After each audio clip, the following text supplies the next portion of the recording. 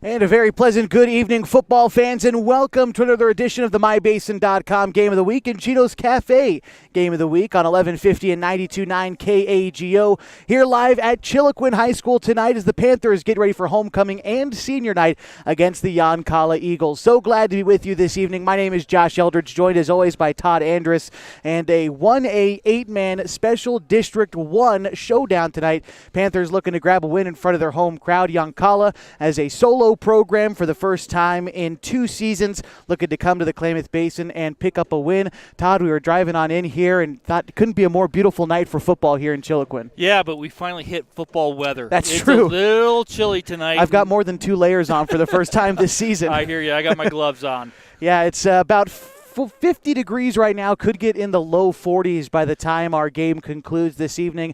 As we continue your pregame show, we'll take a look at the Special District 1 standings in the 1A 8-man division. We'll talk about some of the other games going on in the Klamath Basin, and we'll chat about the 2 teams in front of us, the Chiloquin Panthers and the Yoncalla Eagles. All that, plus starting lineups and kickoff right on the way. This is the Geno's Cafe Game of the Week on News Talk 92.9 and 1150 KAGO. Introduce Smith Bates Marcom Solutions, your trusted partner in marketing and communication. We specialize in crafting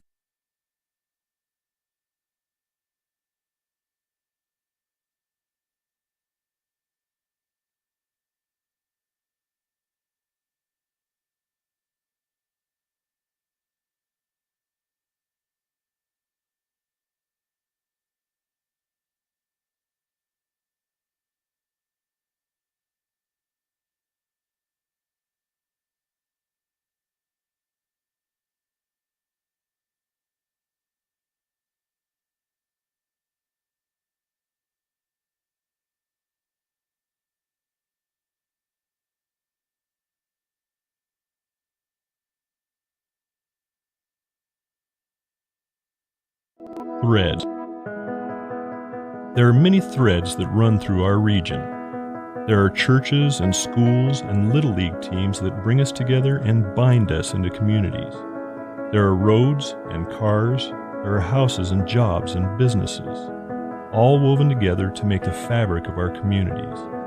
There are financial threads that are part of that tapestry as well. For over 80 years, it's been our pleasure to be headquartered here, providing financial services to generations of our friends and neighbors.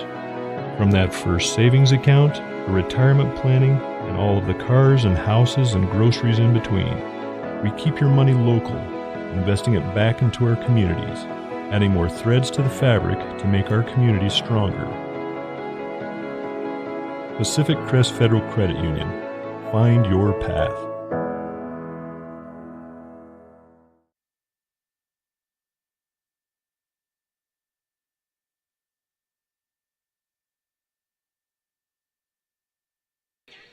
Josh Eldridge and Todd Andrus back with you on News Talk 1150 and 92.9 KAGO and on MyBasin.com for the Geno's Cafe Game of the Week. 2 teams in front of us tonight, the Chiloquin Panthers, the host team, and the Yoncalla Eagles. Coming into tonight's game, both of these teams, unfortunately, squarely out of the postseason picture right now.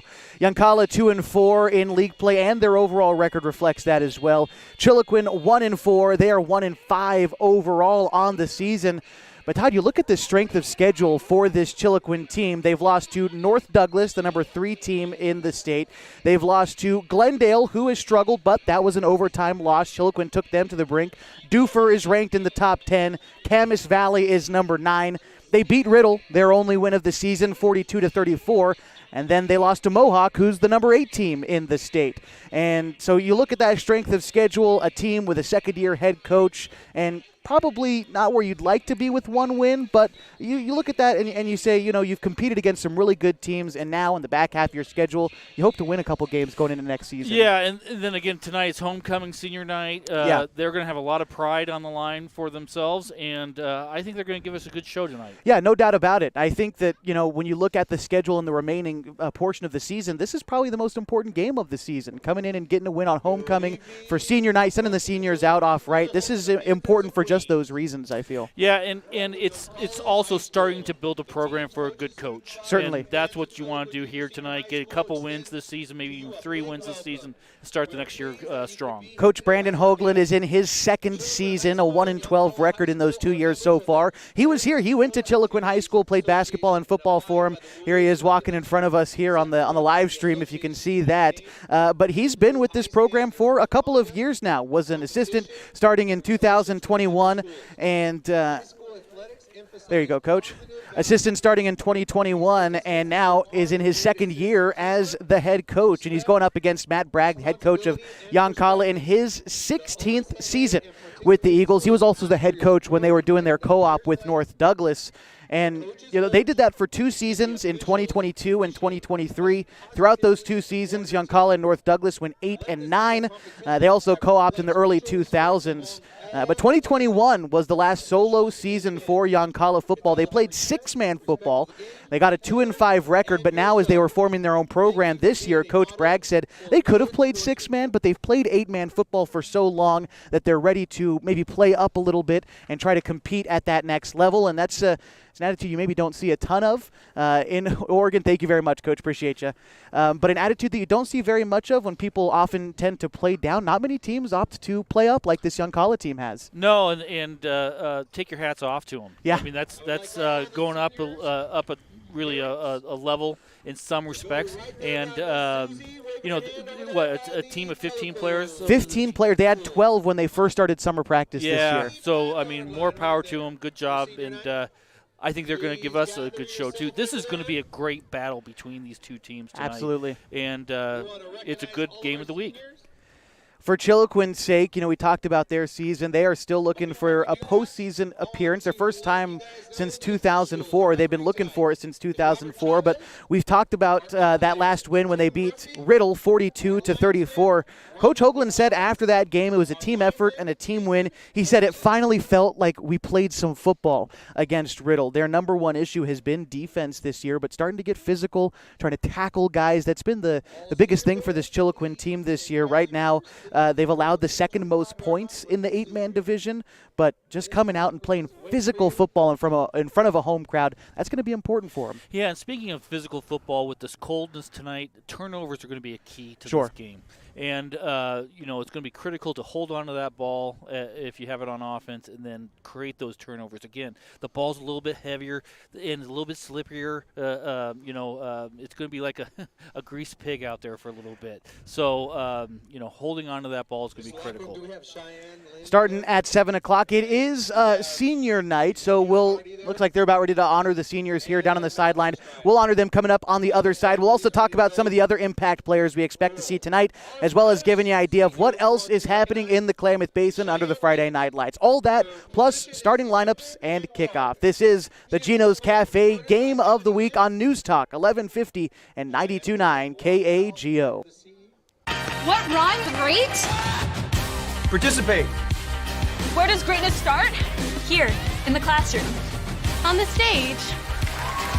In the pool. On the field. Where will your greatness take you? To better grades. To more friends. Yeah! Be great. Participate!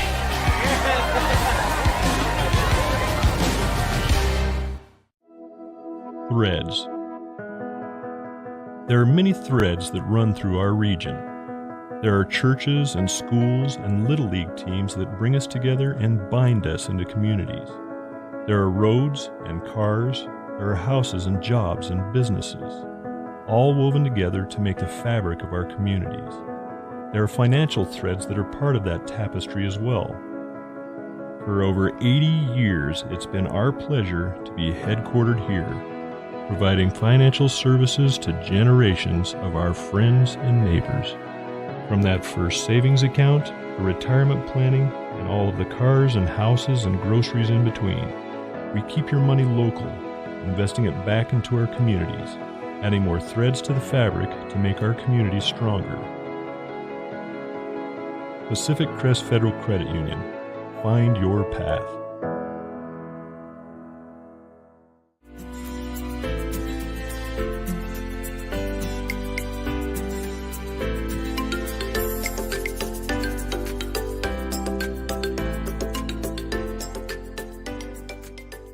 MyBasin.com, we bring you the power of local radio, the pace and reach of social media, and the excitement of local sports. We do this with a team of radio professionals that is second to none. We're proud to call Klamath Falls our home.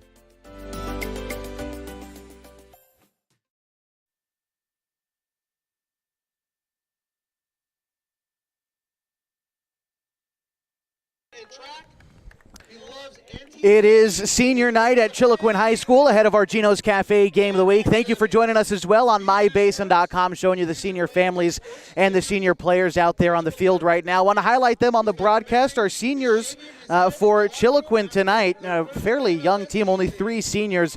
Number 84, a wide receiver, Ezekiel Hardy, a senior, Malachi Strider, an offensive and defensive lineman, another senior, and Cheyenne Lind, the 3rd senior on this Panthers team. Only 3 seniors. Compare that to 6 freshmen on this team, quite a handful of sophomores too. And, that's another thing we were kind of talking about, building this program for Coach Hoagland, having such a young team and going through such a battle-tested schedule. It's probably brought these guys together and hopefully shaping them up for a few seasons to come. Yeah, most definitely. And, the key to any great team is how they get through adversity. Sure. Adversity, and they're feeling that a little bit right now. But again, a young team, they got a taste of a win this season already. Good chance to get a win tonight and close out the season with a few wins. And it's the future is bright for Chiloquin right now. Some of the guys that they've been building around this season that we'll see tonight, talk about some of the underclassmen. Number 21, Denver Bravo. He's a freshman. He's gotten a lot of their snaps at the quarterback position this year, has thrown for 430 yards, 5 touchdowns. He's been active in the rushing game as well, rushing for nearly 300 yards. Leyland Wilder, he's a sophomore. He's been all over the field. He's got almost 800 yards rushing, 13 touchdowns on the season. 2 receiving touchdowns and a couple of kickoff returns as well. And then number 23, Dylan Black, another sophomore, has been their number 1 target at the wide receiver position, catching for almost 300 yards and a couple of scores as well. Jaden Churchwell is the guy to look out for Yoncalla, one of the only players who's been highlighted by their coaching staff. And he is a multi-sport athlete, not only the starting quarterback for the Yoncalla Eagles, but was also the 1A high jump state champion last year. His championship winning mark was 6 1.5 inches. His PR is 6 feet and 4 inches off the ground. He was an honorable mention as a defensive lineman, the All-State selections last year as well. He's going to be a guy to keep your eye on. Most definitely. When you can high jump something that height, you have great athletics in you. And a couple of other guys for Yoncalla, just looking from a size perspective. Doyle Elliott, he's going to be their starting center, 6'3", 280 pounds. Their right guard, Tristan McMullen, 6'5", 240 pounds.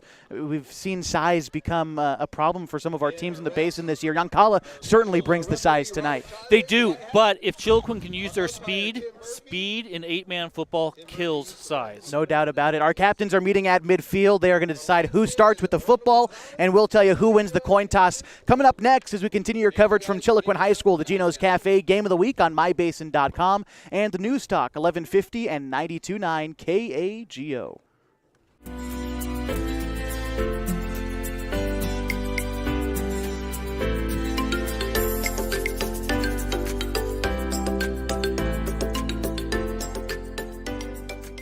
At MyBasin.com, we bring you the power of local radio, the pace and reach of social media, and the excitement of local sports. We do this with a team of radio professionals that is second to none. We're proud to call Klamath Falls our home. Comfortable and not corporate. At Klamath Falls Subaru, we built our business on that simple promise. Well, that and some of the best people you're ever going to meet. Hi, I'm Rob Cedar, General Manager at Klamath Falls Subaru. Our 62 employees make it easy for us to live up to our comfortable, not corporate philosophy. Friendly faces, easy answers, straight talk, fairness, and exceptional service. These are the things you expect. These are the things that all of our people deliver. Our management team, sales pros, certified service and body shop techs, lot attendants, and detail experts are all 100% focused on you. Local people putting their friends and neighbors first. At Klamath Falls Subaru, That's the only way we do business. It's comfortable, not corporate. Our team members also spend hundreds of hours each year supporting local charities and events through the Subaru Love Promise. That's the kind of people they are. We're very proud of them. They're your friends, they're your neighbors, they're glad to know you, and they want you to be glad to know them too.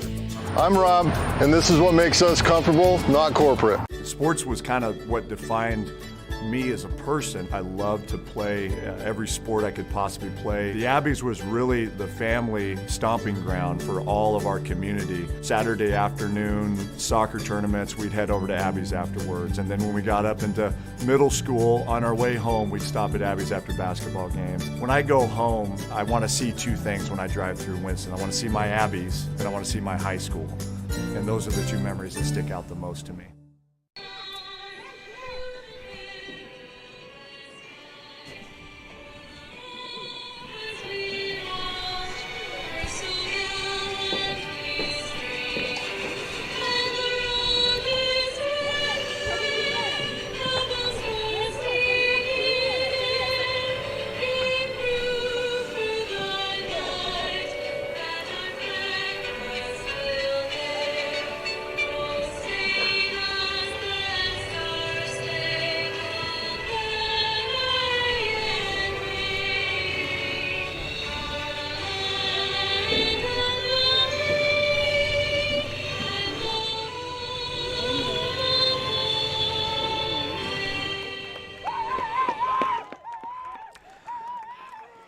Well, the national anthem means we are just about ready for football this evening from Chiloquin High School, the Geno's Cafe Game of the Week. Thank you so much for being with us this evening as the Panthers get ready to take on the Yoncalla Eagles. My name is Josh Eldridge. With me, as always, is Todd Andrus. Want to remind you of some of the other games going on in the Basin tonight before we start our contest here. Henley is on the road taking on Ashland tonight. You can also watch that game on mybasin.com this evening. Mazama on the way to North Bend tonight. Klamath Union hosts Phoenix this evening. Lost River at home against Glide. Bonanza is playing Oak Ridge tonight. And then Cross Point Christian is hosting Glendale this evening. That's another conference matchup for the Special District 1. And then Tule Lake down in California taking on a fellow playoff team in Loyalton. We should have score updates throughout the night for the Henley game and for the Klamath Union game. And we'll try our best to source some scores for the other contests tonight. But very excited for this one in front of us, as it looks like Chiloquin will receive to start the contest. Yoncalla to kick things off. And I believe it's going to be Leyland Wilder back to receive for Chiloquin. Might be Dylan Black as well. We'll try to get that right for you in just a moment. But good night for football here in Chiloquin. About 48 degrees here at kickoff and cooling. And here we go. The kickoff, sort of a ground ball, rolls out to about the 45. A jumble for the football near the 40, and it looks like Yoncalla recovered. Yoncalla stealing the opening possession tonight. They'll take over in Chiloquin territory right around the 43 or 44-yard line. Yeah, you saw them practicing that during pregame warm-ups, and that didn't surprise me. So Yoncalla starting with the football. Again, we talked about some of their key players. Jaden Churchwell, their 6'2" quarterback. He's going to be in there. Also, their starting line, Doyle Elliott at center. At left guard, Corbin Russell. At right guard, Tristan McMullen. You'll also see Gabe Rosen out there. Ian Holmes, Mason Hilbun. And there's the starters for Yoncalla. Stuffed going up the middle, but with forward progress, still got about 2 or 3 yards on that carry, bringing up second down. Yeah, initially a good hole, but then all of a sudden Chiloquin did a great job of swallowing that hole back up and only let him get a couple yards. So that'll bring up second down and about 8 to go for Yoncalla. Again, they got the first possession driving into Chiloquin territory at about the 42-yard line. Second down. Doherty in the backfield. It's actually going to be a handoff coming to the near side. Taking that one was Churchwell. He found his way up the middle for a moment, but then got swallowed up. It looks like we've got a player down on the field early for Chiloquin after that play. We'll step aside, try to give him some time to get back up as we continue your coverage here from Chiloquin High School, the Geno's Cafe Game of the Week on News Talk 1150 and 92.9 KAGO. Sports was kind of what defined me as a person. I loved to play every sport I could possibly play. The Abbeys was really the family stomping ground for all of our community. Saturday afternoon soccer tournaments, we'd head over to Abbeys afterwards. And then when we got up into middle school, on our way home, we'd stop at Abbeys after basketball games. When I go home, I want to see two things when I drive through Winston. I want to see my Abbeys and I want to see my high school. And those are the two memories that stick out the most to me.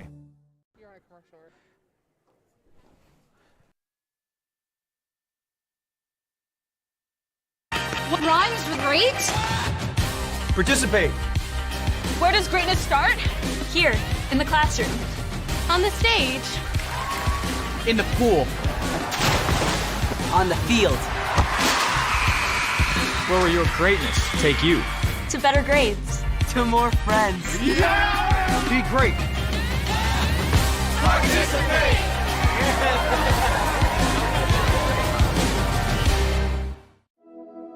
Threads. There are many threads that run through our region. There are churches and schools and little league teams that bring us together and bind us into communities. There are roads and cars, there are houses and jobs and businesses, all woven together to make the fabric of our communities. There are financial threads that are part of that tapestry as well. For over 80 years, it's been our pleasure to be headquartered here, providing financial services to generations of our friends and neighbors. From that first savings account to retirement planning and all of the cars and houses and groceries in between, we keep your money local, investing it back into our communities, adding more threads to the fabric to make our communities stronger. Pacific Crest Federal Credit Union. Find your path.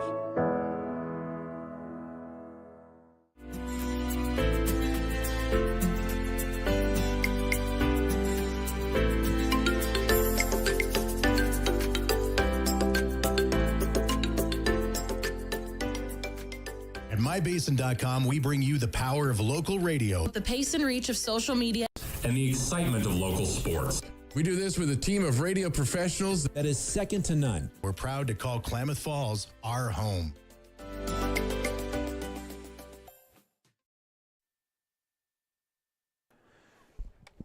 Josh Eldridge and Todd Andrus back with you at Chiloquin High School for the Geno's Cafe Game of the Week tonight on News Talk 1150 and 92.9 KAGO. Still dealing with an injured player down out on the field, and looks like we've got a stretcher out for him. Don't know quite who it is and definitely don't want to speculate. So while we have some time, I want to share with you how the playoff picture looks in Special District 1 of the 1A 8-man division. And we can start just by telling you in order how the conference looks right now. Cross Point Christian is in the lead of the conference. They are undefeated, 6-0. They are number 2 in the state of Oregon right now. North Douglas, they're behind them, and 5-0, 6-0 as well. They're number 3 in the state. Mohawk, number 8. They're third place in this conference. Again, 8th in the state. They're 4-2.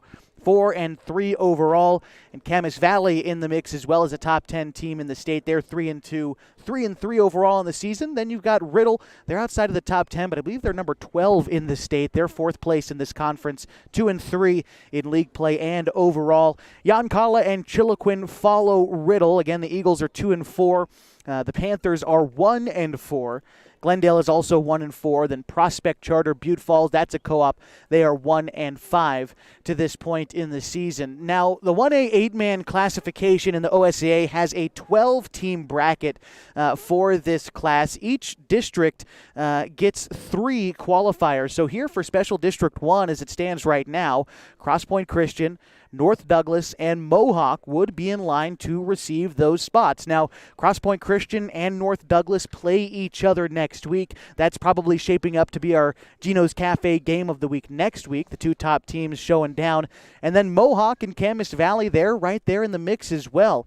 And since 3 extra at-large teams will get a bid that way, you've got to think Camas Valley as number 9 or Riddle as number 12 could have an opportunity to sneak sneak in there as well. And with only 2 weeks left to go before the season is over, these are where those games and those crunch time moments really start to matter, especially next week when we find ourselves at Cross Point Christian School taking on North Douglas. But again, this game in front of us, two teams which are near each other in the standings, Yoncalla and Chiloquin, right there. And for Chiloquin, just looking to edge up and move up those standings and build up towards next season. Again, Coach Hoagland just in his second year and got his first win earlier this season when Chiloquin was able to defeat Riddle. That was right here on this field.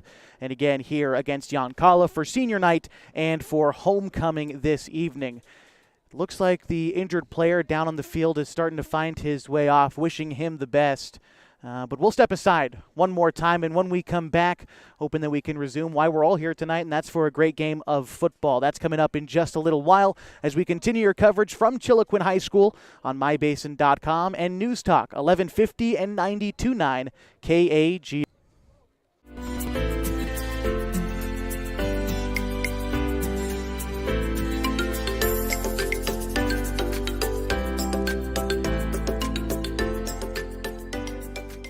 At mybasin.com, we bring you the power of local radio, the pace and reach of social media, and the excitement of local sports. We do this with a team of radio professionals that is second to none. We're proud to call Klamath Falls our home.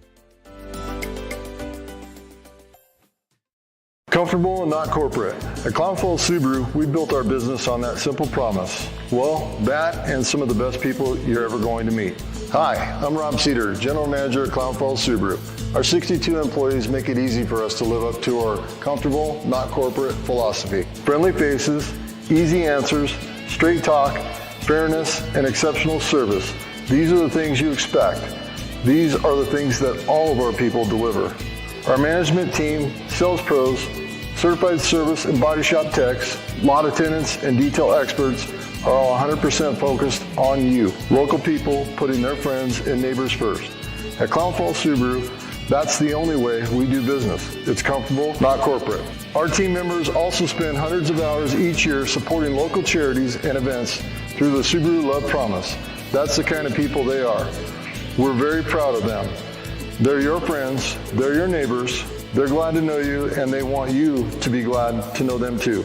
I'm Rob, and this is what makes us comfortable, not corporate. Sports was kind of what defined me as a person. I loved to play every sport I could possibly play. The Abbeys was really the family stomping ground for all of our community. Saturday afternoon soccer tournaments, we'd head over to Abbeys afterwards. And then when we got up into middle school, on our way home, we'd stop at Abbeys after basketball games. When I go home, I want to see two things when I drive through Winston. I want to see my Abbeys, and I want to see my high school.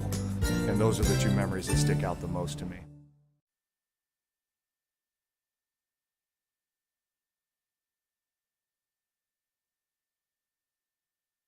Josh Eldridge, Todd Andrus back with you for the Geno's Cafe Game of the Week on News Talk 1150 92.9 KAGO and on mybasin.com. 11-12 to go in the first quarter, still scoreless. Yoncalla started kicking off, but they recovered an onside kick. They find themselves 3rd and 7 in the Chiloquin 40-yard line. And here we go, back ready for some football. And this looks to be a keeper for the quarterback, but wrapped up and taken down quickly was Ian Holmes. And the Panthers get a big stop there on 3rd down. Yeah, right outside linebacker jetted up the field for containment. The quarterback ran right into him, made a solid tackle. Now it's 4th and very long. 4th and about 15. Maybe even longer coming up for Yoncalla. But it seems like they're keeping offense out on the field. I mean, this is kind of a free possession if you think of it that way with the onside kick. Here we go from the 49 on the Chiloquin side of the field. It's a high snap, feeling pressure. Pass over the middle of the field is caught down near the 30. That's good enough for a first down for Yoncalla. And a big conversion on the reception there was Jaden Churchwell. Yeah, there was a lot of wrong in that play, but it ended up being right. I mean, a high snap, throw over the middle. Very high, but that receiver went back, got that ball. Great catch. That was Churchwell, a state champion in the high jump. Here's a handoff right up the gut. Stopped and wrestled down. I believe that was Gabe Rosen on the carry. But upfield for about 3 yards brings up second down for Yoncalla. Yeah, Chiloquin's doing a good job controlling the run right now.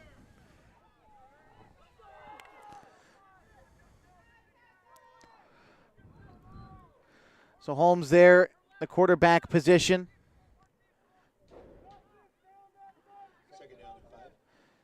Looks like they've also got a player lined up as a tight end on the near side, Mason Hilburn for Yoncalla. A couple wide receivers to the left.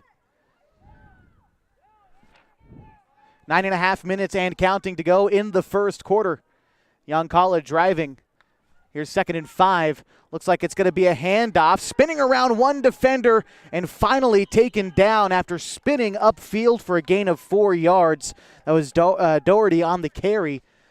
Looked like he might be just short. Let's see. Yeah, I think they're going to mark him down just short, about a yard left. So brings up 3rd and 1. Yoncalla 0 for 1 on third down conversions on this drive, but they were able to keep it alive with a deep pass on 4th down. Now deeper into Chiloquin territory at about the 21-yard line. Here we go. Holmes takes the snap. He's going to hand it off to Churchwell, and he's able to get downfield about 3 yards. Good enough for a first down, but Chiloquin a nice job of containing one of the best athletes in the 1A class to just 3 yards there. Yeah, great job staying home. Made a solid tackle. Still, they got the first down, but only by a yard.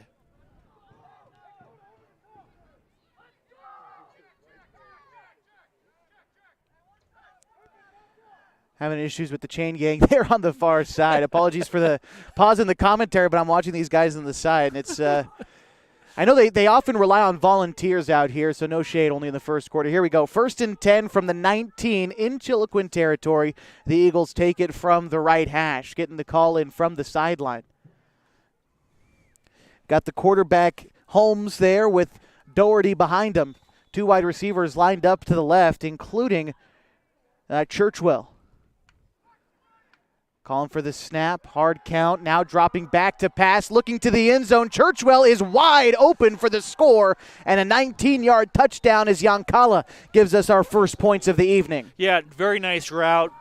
He drove the coverage up the field and then made that cut out towards the flag and created that separation. It was an easy pass for that quarterback to make.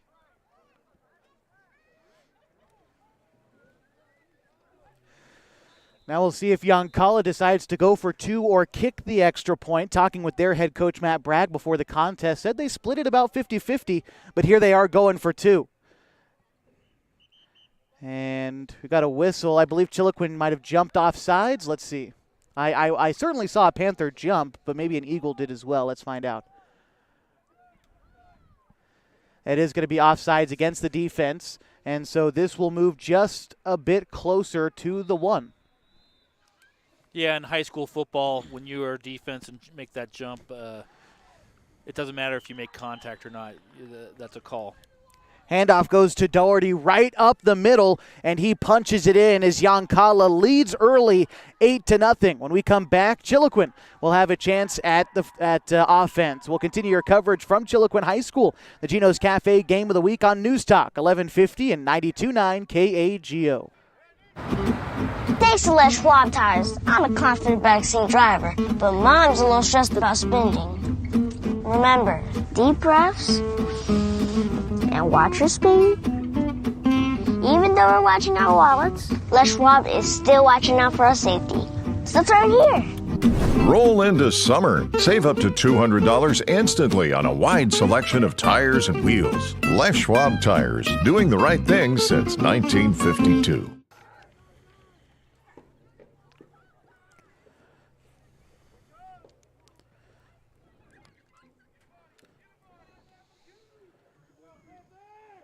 Josh Eldridge and Todd Andrus with you for the Geno's Cafe Game of the Week. Yoncalla leads 8-0, and due to kick it off here last time, going with the onside kick. We'll see if they do it again, and they do. This one rolling out to about the 50, takes a bounce, and I believe it was recovered by Yoncalla on the sideline. Let's see. It looked like it was close to going out of bounds, but the Eagles seem to think they have it, and they do. Again, an onside kick goes the way of Yoncalla, and they'll have it in Chiloquin territory to start their second drive of the ball game. Yeah, that football does strange things sometimes, and that kicker had a perfect onside kick. After the second bounce, it really made a high kick, gave Yoncalla a chance to get underneath it and recover that. Yoncalla's previous drive going 43 yards in about 3.5 minutes. It took them 8 plays to get there. They capped it off with a 19-yard connection between the quarterback Holmes and Jaden Churchwell. Here they start at the 38-yard line. It's 1st and 10, Eagles. Snap taken, handoff to Doherty. Finds a hole along the left side of the line. Still moving upfield about 5 or 6 yards before being taken down. Second down on the way for Yoncalla. Yeah, good hard run on the left-hand side there. They were in the second level before they even got a finger on him, a gain of 6. Doherty's been active out of the backfield. He punched it in for the 2-point conversion to end that last drive. How Yoncalla leads 8-0. Eagles going with the hard count. Now finally getting the snap. Another high snap to Holmes. Tries to get rid of it on the near side. Almost picked off. Dylan Black laying out for it, but it falls incomplete. Brings up 3rd and about 4. Great pressure by Chiloquin on that. The right end really put a lot of pressure on.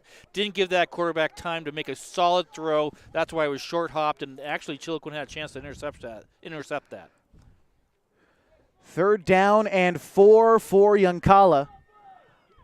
They're at the Chiloquin 32-yard line.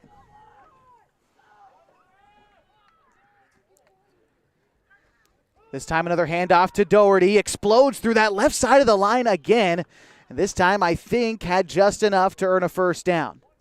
Yeah, no, I think it's going to be a little short. Oh, just short. Maybe by a yard or so or less. Wow, 4th and inches coming up for Yoncalla after another failed 3rd down attempt.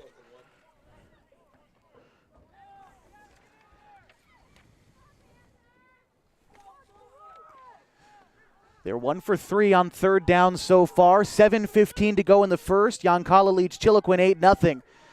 Sending Churchwell in motion. A keeper for the quarterback. Holmes is able to get upfield about 6 yards and a 1st down for Yoncalla. Yeah, that looked like a little option play. The hole inside opened up. The quarterback just took it up the middle and gained about 4 or 5 for the 1st down. They only needed 1. Love watching a good triple option. It seems like that's what Yoncalla has brought here to Chiloquin tonight. Yes. Not many road trips to Klamath County, though, for Yoncalla. Tried to find if they've ever played Chiloquin before. This is the first time these schools have ever played as far back as I can find records for it. Here's 1st and 10, Yoncalla from about the 23. Dropping back to passes, Holmes unleashes one downfield. It's caught inside the 15, down to the 10, inside the 5, and finally brought down. Believe on the catch there for Yoncalla was Gabe Rosen, the junior, standing 5'11", making it 1st and goal Eagles. Yeah, there was pressure on that quarterback, but he handled it this time. Made a good pass. The receiver found a little pocket in between that zone. Boom, pitch and catch, 1st down. 1st and goal from inside the 5. Call it the 4-yard line as the Eagles get ready to line up.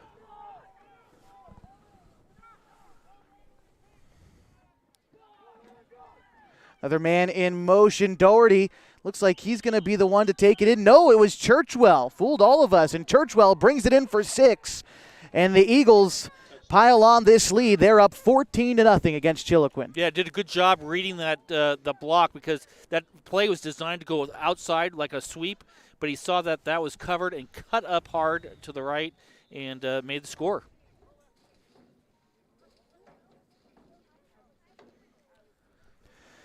Now it looks like Yoncalla is getting ready to go for 2 here.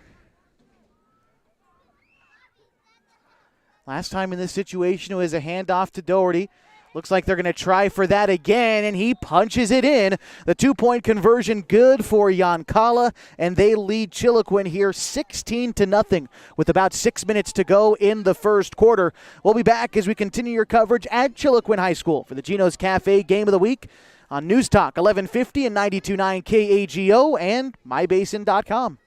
The innocence of youth. Is there anything any better?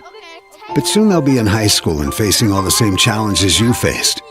How to make friends, how to fit in, how to be cool. We want our children to have everything they'll need to live fulfilling and productive lives. Make sure the kids in your family are among the more than 120,000 participants here in Oregon who take part in high school sports or activities.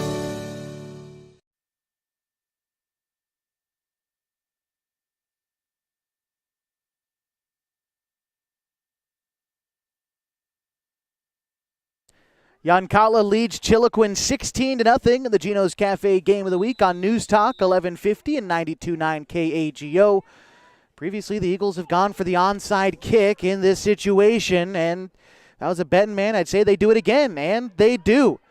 Panthers have a bit of trouble corralling it near the 40 again, and the Eagles look like they got it for a third time, and they did. This time, starting at the Chiloquin 40. Yeah, they're just finding a little gap to throw that ball in, and they're using their speed up the field. And Chiloquin's getting to the ball first, but there's so much speed on the ball they can't keep control of it. Yeah. Last time Chiloquin punched it in, they went for 8 points after 7 plays and 2.5 minutes. Capped it off with a 4-yard touchdown run from Jaden Churchwell and a 2-point conversion, making it 16-0. And now, starting at the Chiloquin 40 with about 6 minutes to go in our opening quarter.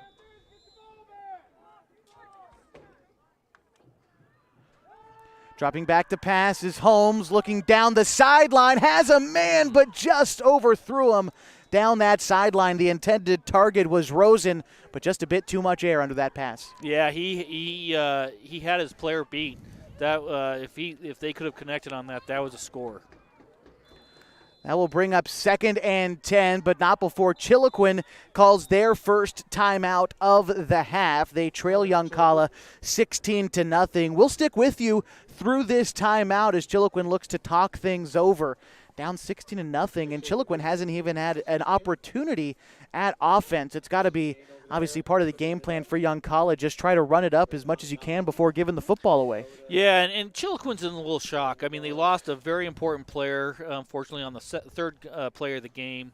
They're recovering from that, but they need to get back into this game. They need to get their heads back into this game. They can control that. They were controlling that run early on in this game, and they just need to get back some momentum. Let's go. For Yoncalla's part, though, I mean, specifically that last play where they tried to go over the top, they've been doing a nice job of trying to run that ball in the middle. Chiloquin's done a decent job of trying to contain it, but that does open up that over-the-top pass. It does open up the over, and the quarterback has an arm. I mean, yeah. For Yoncalla, and he's shown it already a couple times here, and that was a good pass. It just overthrew him. So Chiloquin has got to have their eyes wide open and get some pressure on them. This is an important series for them to make a stop. Players back out onto the field. It'll be 2nd and 10. Yoncalla with the football in Chiloquin territory at the 41 as they drive towards the east goal.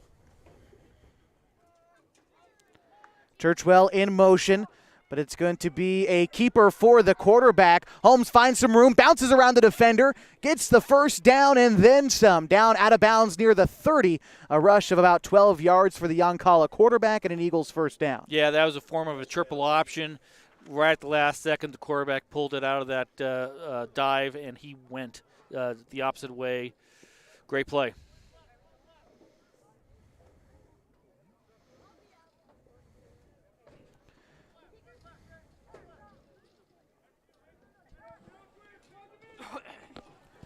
Called the 4th first down of the night for Yoncalla. Now they've got it 1st and 10 at the Chiloquin 29-yard line. Churchwell again in motion. Here we go, triple option. Churchwell gets the pitch, has a lead blocker, finds some room up to the 20, down to inside the 15, and wrestled out of bounds. But a first down and a gain of nearly 15 yards for Churchwell, and Yoncalla is driving. Yeah, he used his speed on that one. He, a pitch to get him to the outside, made a little hesitation, then took off on the right-hand lane, and good gain for him. Call it a gain of 14 officially. It'll be 1st and 10 Yoncalla from the 14-yard line, deep into Chiloquin territory.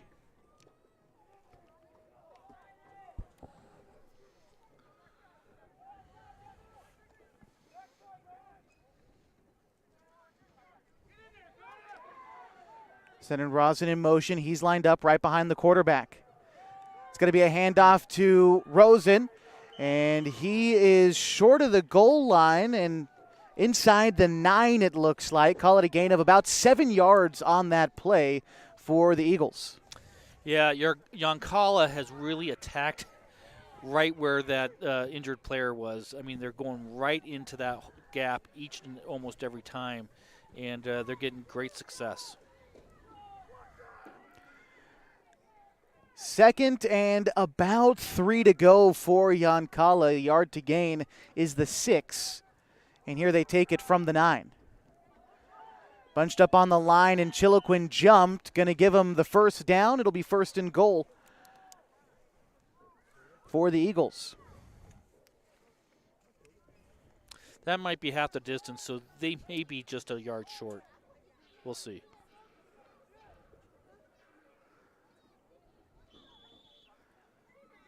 Let's see exactly where they mark it. They are going to, looks like, give them the full 5 yards. Yeah. So first and goal from about the 3-yard line. Eagles bunched up on the line again. 2 guys on the near side. The clock continues to roll. Under 5 minutes to go in the first. Yoncalla leads 16-0, looking to pile on. Quarterback thought he had someone to hand it off to. Instead, goes for the throw. It's left incomplete in the near corner. The intended target was Churchwell. I think kind of a broken play there for Yoncalla, and Chiloquin catches a break. Yeah, he looked like he was going to do a handoff, a dive, and there was no one there. Yeah. So then he just threw it out to the right and short changed it. Second and goal from the 3-yard line. Yoncalla again in the same formation. Holmes getting ready for the snap. Bit of a high snap, a handoff to Doherty, who dives for the end zone and is in. And a touchdown for Yoncalla, as this time it's Doherty with his first score of the night, improves the Yoncalla lead now 22-0. Yeah, very effective. It's that left side of the line. It's really controlling the defensive line right now, and they're making it pretty easy. It looks like they're going to kick this one.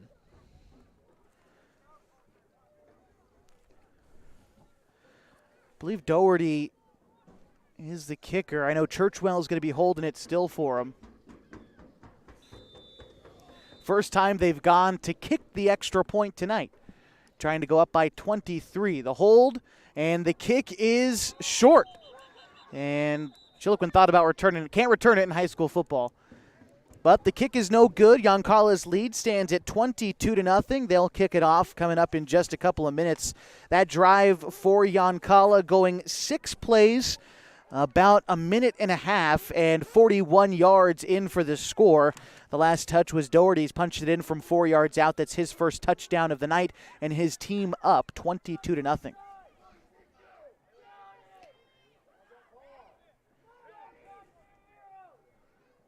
Want to remind you tonight's broadcast on mybasin.com is brought to you by Gino's Cafe. They're on East Main Street, and they're open every morning at 6:30, serving their famous breakfast burritos. They're served all day long, along with other menu items like burgers, monthly specials, and Italian favorites. You can order online at iloveginos.com or order on DoorDash for Gino's Cafe on East Main.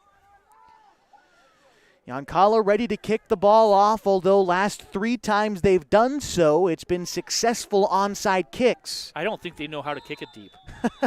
They've certainly played like it, although this time Chiloquin looks ready for it, packing that left side. That ball kicks up, and let's see, there's a whistle. It looked like there's a flag on the near side. Chiloquin is returning it back, and he's going to walk into the end zone. But I thought there was a whistle on the far sideline that Yoncalla might have touched it before it went 10 yards upfield. Yeah, from where that flag is, that's kind of what it looks like. That's what I saw from here was the ball got tipped up 9 yards downfield. Yeah. So I think that's what's going on here. We're going to find out.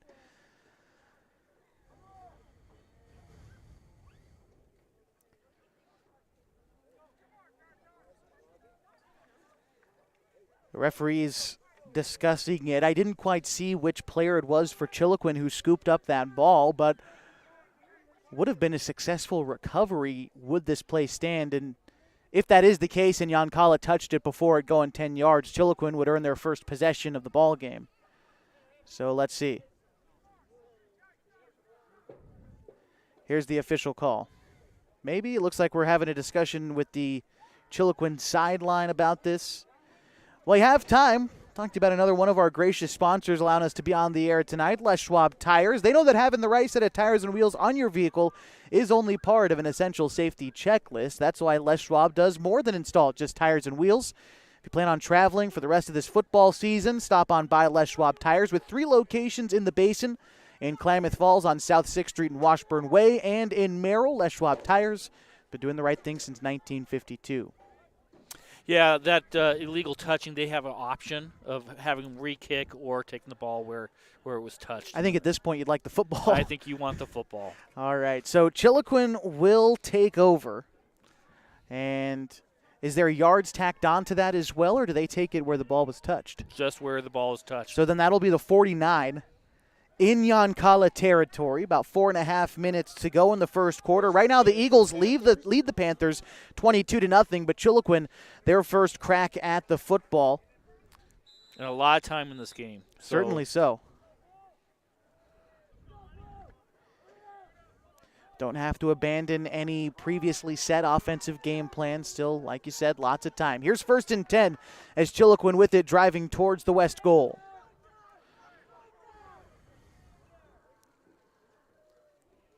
Looks like it's going to be a pitch coming to the near side, trying to find some room. Gets back to the line of scrimmage, past one defender, and a gain of about 3 yards on that carry for Leyland Wilder, the sophomore, trying to get Chiloquin upfield a bit, and a gain of 3 to do so. Yeah, Wilder did a good job because it looked like he was going to be hit for a loss, but he put his head down and figured out to get 2 or 3 yards there. So it'll be 2nd and 7. For Chiloquin, again in Yoncalla territory, about the 47-yard line. Wilder in the backfield.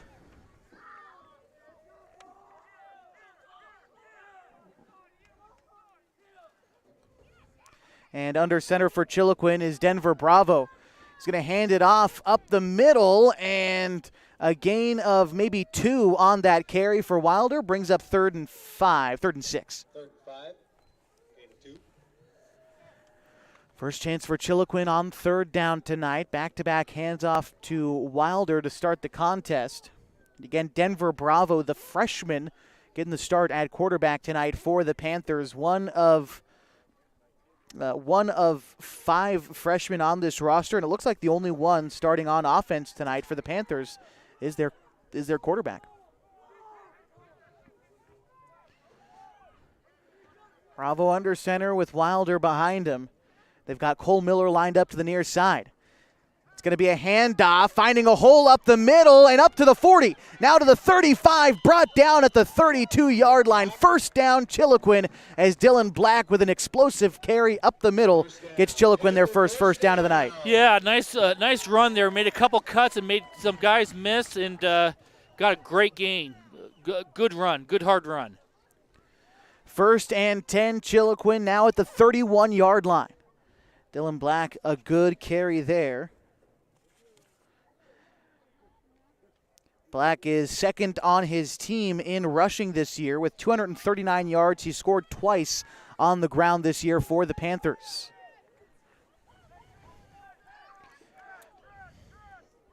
Here we go, 1st and 10. Chiloquin up on the football. Bunched up on the near side of the line.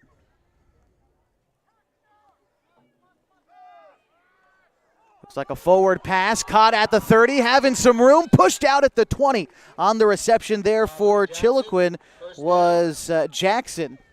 Looks like Billy Jackson, and first down for the Panthers. Yeah, very good play. You know, you had your wideouts, all 3 of them bunched out on the right-hand side, but that tight end on the left made a good cut and a pitch and catch, and boom, first down. I want to correct, that was Dakota Jackson, the junior, on the reception there. But good for, about 12 yards and a first down. Here we go, 1st and 10 from the 20. Chiloquin driving. Calling for the snap, Bravo. Rolling out to his right, looking to the end zone. It is caught for a Panthers touchdown. Leyland Wilder on the reception from 20 yards out, and the Panthers are on the board.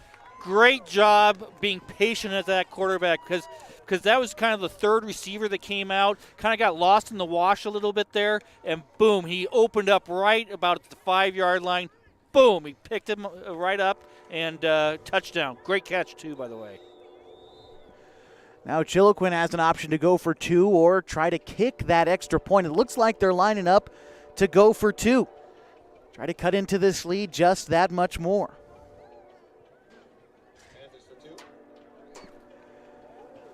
Alone in the backfield is Bravo. Takes the snap. Looks over the middle of the field. It's tipped, it looked like, by a defender for Yoncalla. So that one coming up empty, but Chiloquin able to punch it in for 6 after 5 plays, taking him 49 yards and about 3 minutes off the clock. Leyland Wilder with a catch from 20 yards out for Wilder. That is his 3rd receiving touchdown of the season. For Denver Bravo, that is his 6th passing touchdown of the season and getting his team on the board here. Yeah, great job. You can now see why Yoncalla didn't want to give Chiloquin the ball because they did a very effective drive there. And now let's see what Chiloquin does. Maybe there's another onside kick coming up. Panthers did a nice job of not really running the ball up the middle all that much, but they're big plays down the sidelines. It was, and very effective passes. Good decisions on the quarterback there, and just good all-around football. Tonight's broadcast on mybasin.com brought to you by Abby's Legendary Pizza. If you're looking for a great place to eat, head to one of Abby's Legendary Pizza locations for some of the best pizza in the Klamath Basin at 1919 Austin Street or 2226 Shalleck Street near OIT. Abby's Legendary Pizza is a proud supporter of high school sports.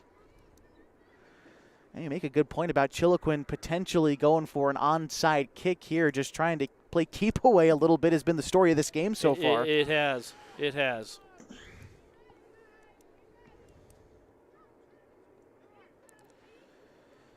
It looks like Churchwell back to receive for Yoncalla. We know he's fast. And the kick is going to try to be an onside kick. A funky bounce near the 40, but Yoncalla will recover. I believe falling on that football was Trenton Marshall.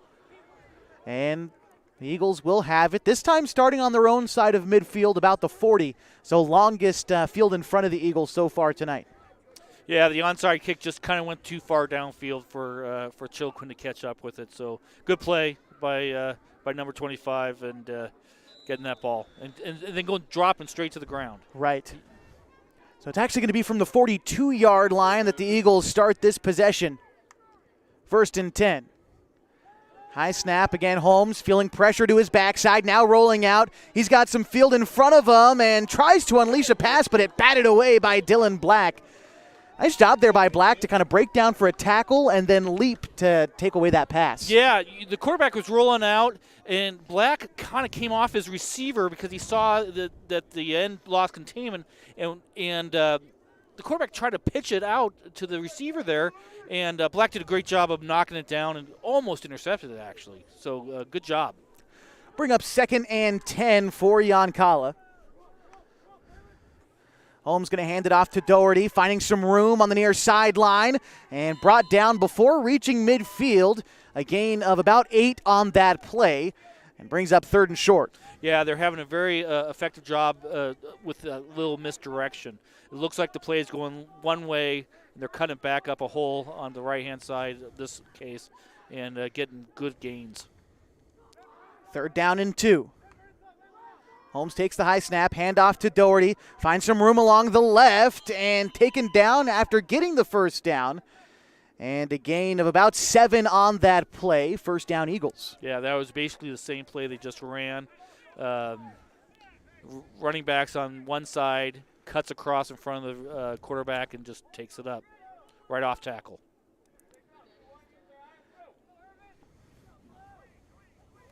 Chiloquin ends really need to start getting a little bit better containment on on that type of play. 2 receivers for Yoncalla. Set up here on the near side. Number 3, Jaden Churchwell. Number 13, Gabe Rosen. Churchwell in motion, and fumble on the handoff. Chiloquin falls on it at the 43-yard line, and fumble on the handoff. Falling on that one was Leyland Wilder, and the Panthers have it in their own territory, 1st and 10. Yeah, turnovers are going to be a key to this game. I said in the beginning of the game, Chiloquin gets the first one. Now they need to capitalize on it. And it'll be about the 43-yard line in their own territory with about 30 seconds left to go in the first quarter. Right now, Chiloquin trailing Yoncalla 22-6. But maybe this momentum swing might be what the Panthers ordered. Got to get the right personnel on the field to start. I see Dakota Jackson has come from the sideline into the huddle. Official in there in the huddle, too, the Whitecap. And let's see.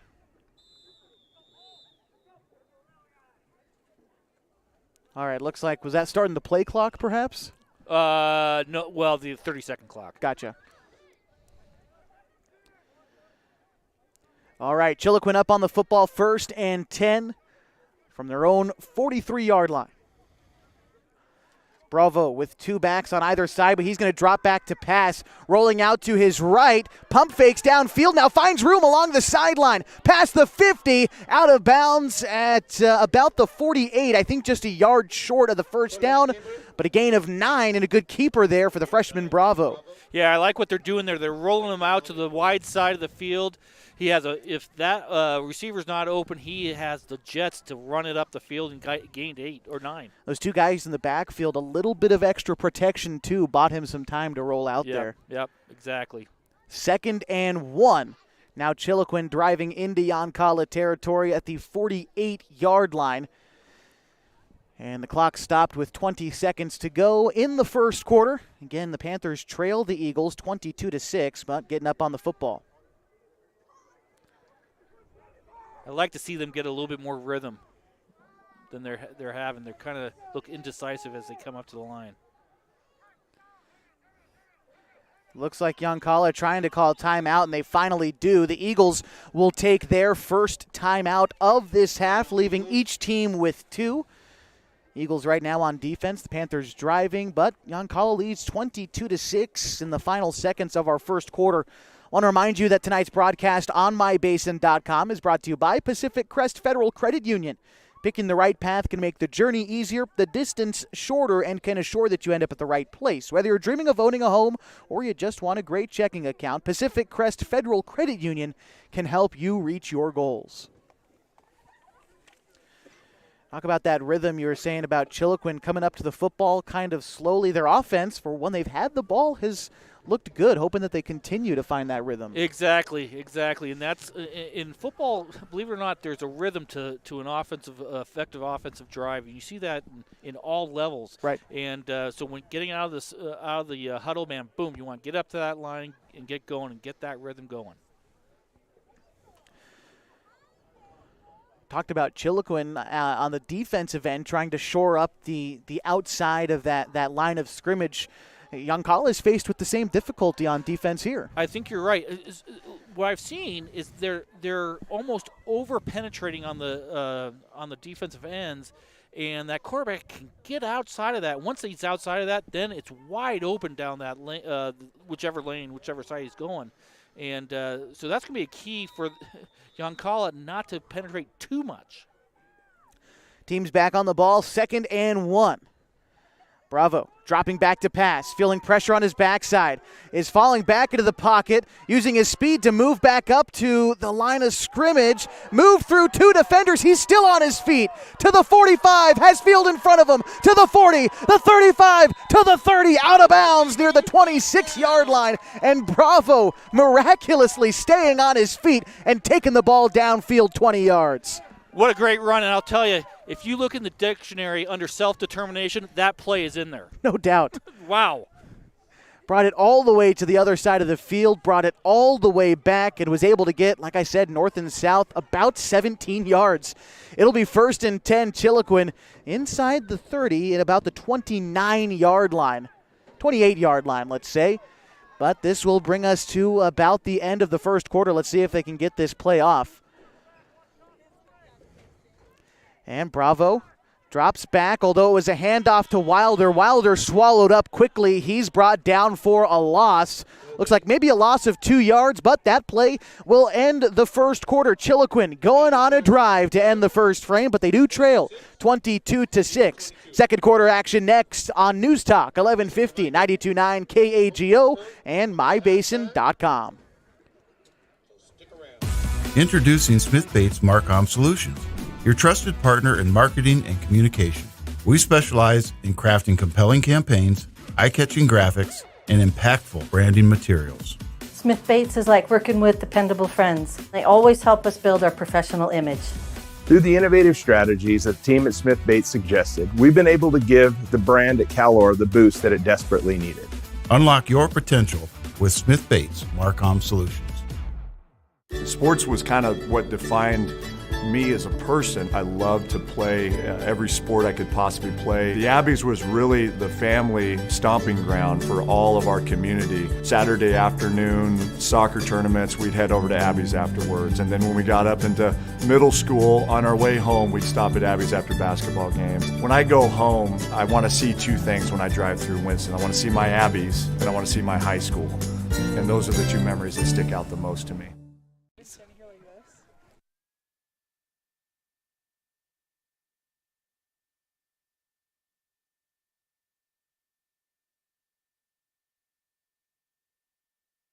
Josh Eldridge and Todd Andrus back with you for the Geno's Cafe Game of the Week on News Talk 1150, 92.9 KAGO, with live free video tonight on mybasin.com. After one quarter of play, Yoncalla leads Chiloquin 22-6. But the Panthers go on a drive at the end of that first quarter. It was a negative play to end that first quarter. Leyland Wilder got swallowed up and driven backwards about 4 yards. But it brings up second and 14. Chiloquin into Yoncalla territory. And at about the 31-yard line.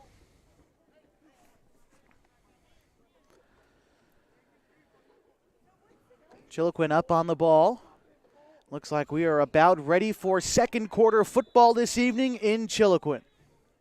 Here we go. Second and about 13 to go for the Panthers. Bravo takes the snap, rolling out to his right, moving up in the pocket, then takes it back out. He's got nowhere to go, tries to get back to the line of scrimmage, but is taken down for a loss of 3. Brings up third down and very long. Yeah, he gave up on the pass real quick there and tucked it and really nowhere to go. They did a good job containing him on that play. Freshman quarterback Bravo has had success moving around in that pocket throughout the first quarter. But just as you said, he gave up on that pass pretty quickly there to try to keep it himself. Here we go, third and, let's see, about 16 to go. Yard to gain is the 29. And they're taking this one from the 35. Bravo alone in the gun, takes the snap, looks to his left, now over the middle. That pass is caught inside the 10. Touchdown, Chiloquin. Wow, what a great pass and catch. He put that way up there, gave his receiver all the time to get that. Unfortunately, the receiver gets injured on the play as he landed for that catch, but still had the moxie to get it into over the end line there and get that touchdown. I hope he's okay. Over the shoulder catch. It's Dylan Black. It looks like he's walking off the field there, but there's a touchdown catch there for him, and Chiloquin cuts this lead down to 10 points. And now we'll see if they wind up going for 2.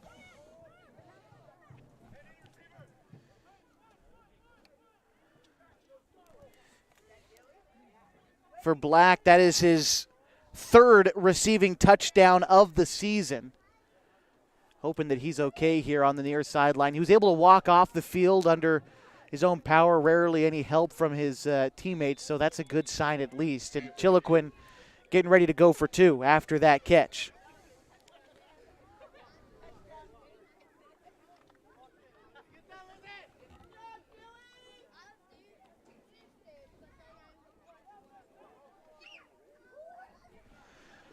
Here are the Panthers going for 2. Wilder in the backfield with Bravo. This is going to be, looks like a play-action pass. Bravo looking for a man in the end zone, but winds up incomplete. Chiloquin coming up empty on a 2-point conversion, but trimmed the Yoncalla lead to 10. It's 22-12 with 10:55 to go in the second quarter.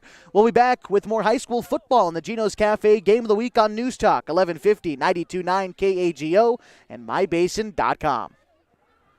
What rhymes with great?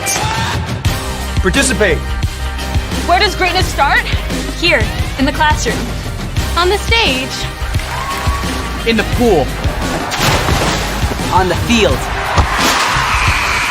Where will your greatness take you? To better grades.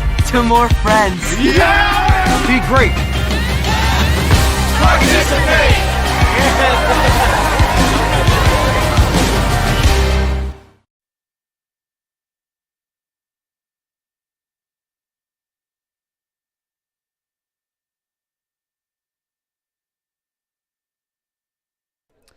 It's 22-12, Yoncalla leading Chiloquin, but the Panthers with back-to-back scores. That last one going 5 plays, about 2.5 minutes, capping it off with a 35-yard connection between Black and Bravo. Now the Panthers with the kick, a line drive is going to be fielded at about the 15. Brought up to the 30, now to the 35, busting through to the 50, now 45-40. Coming to the near side of the field to the 30, now to the 25, and finally wrestled out at the 20. And a monster return for Yoncalla, and that was Ian Holmes on the return. They'll start deep into Chiloquin territory at the 20. Yeah, a natural hole just opened up right up the middle, and that kid's fast. And he took off into that hole, and I thought he was going to take it all the way, but wow, great run return, and they're right there to score again. Chiloquin again, they're in the red zone already at the Chiloquin 20, Yoncalla with the football. They've got their normal lineup out there. Holmes with the running back, Doherty to his left. This is going to be a handoff to Doherty going along the right side of the line this time. Upfield for a gain of about 7 yards. Second down coming up for Yoncalla. Yeah, those tackles and the center tackles right there, they're really driving that Chiloquin defensive line off the ball, and that's why they're getting the gains that they are. Their right guard, number 56, Tristan McMullen, 6'5", 240 pounds. Their center, Doyle Elliott, 6'3", 280 pounds. They've got some size up front. They definitely do.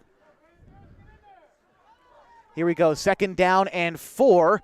This looks to be a keeper for the quarterback on the option. Has some room down inside the 10. Wrestled down at maybe the 7-yard line. That'll bring up 1st and goal for the Eagles.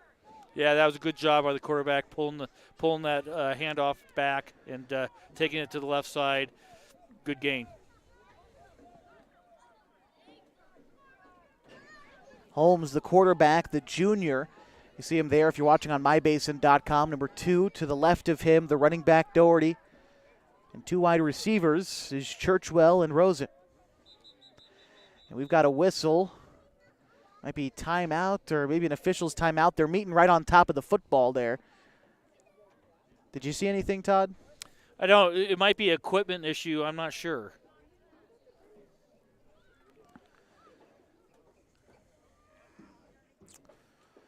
Let's see. Oh, maybe an issue with the chains. I know they just dropped the down markers, so that way, now it's 1st and goal.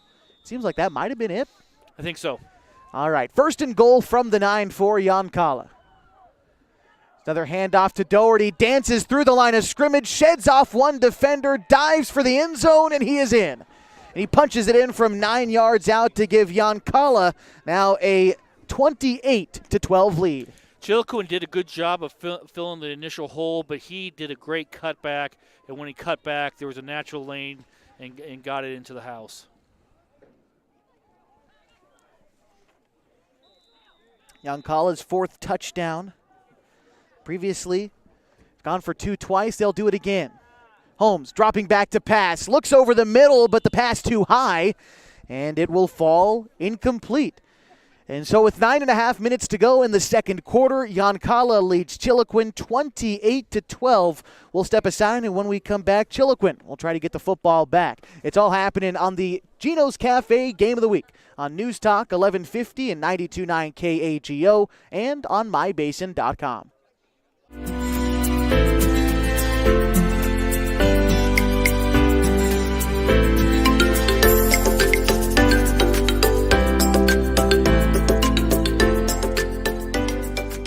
At mybasin.com, we bring you the power of local radio, the pace and reach of social media, and the excitement of local sports. We do this with a team of radio professionals that is second to none. We're proud to call Klamath Falls our home.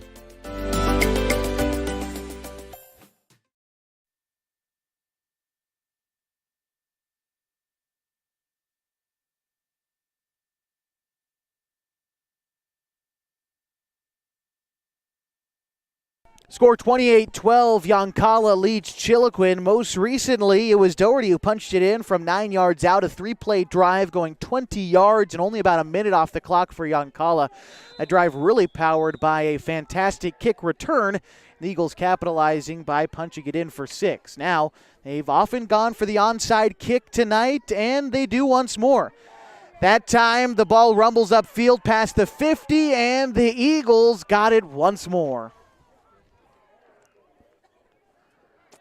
God, I wish I could see that again. It looks like they're getting offside, though, on that kick. It looks like someone's a little early, about a yard down the field before that ball gets kicked. But I could be missing that. Yoncalla takes it over, about 9.5 to go in the second quarter. Already up by a couple of scores. Last time punching it in quickly.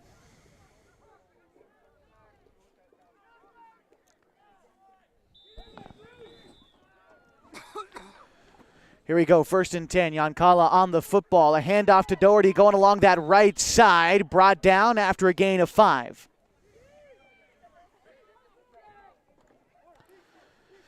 Dylan Black checking back into the game. I think this might be the first we've seen of him since he went out with an injury earlier, so good to see him back out onto the field. Most definitely. 2nd and 6 coming up for Yoncalla. Inside Chiloquin territory at the 44. It's going to be a handoff. No, a keeper for the quarterback. Holmes is going to get the first down. Now to the 30. He's going to be taken down out the 30-yard line. In on that tackle for Chiloquin. Looked to be number 22, Cole Miller. Saw Dylan Black in on the action as well. Yeah, Yoncalla is running maybe about 3 or 4 plays over and over and over again, and they're getting good success. That was the one play last series that the quarterback got 7 or 8 yards right down towards the goal line. So it's that same play, and they're this time a handoff to Marshall, and he's able to get upfield for about 5 yards, bringing up 2nd down for Yoncalla, and their offensive line is getting upfield quick. Yeah, they're definitely using that very effective offensive line, especially that right side, and occasionally doing a misdirection off of that, but getting great, when you're getting 5, 6, 7 yards on 1st down, why stop? Keep going. Trenton Marshall, a freshman, is in at running back for Yoncalla. He's off to the left of the quarterback. Holmes takes the snap and is going to hand it off to Marshall. Big room along the right side of the field and brought down, looks like right at the marker, probably good enough for a 1st down for Yoncalla. Let's see if they give it to him.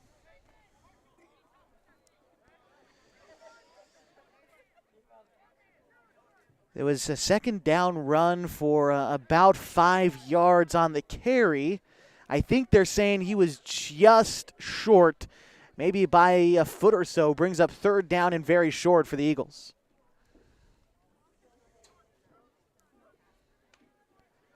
Getting up on the football. 7:20 to go in the first half. Yoncalla up 28-12.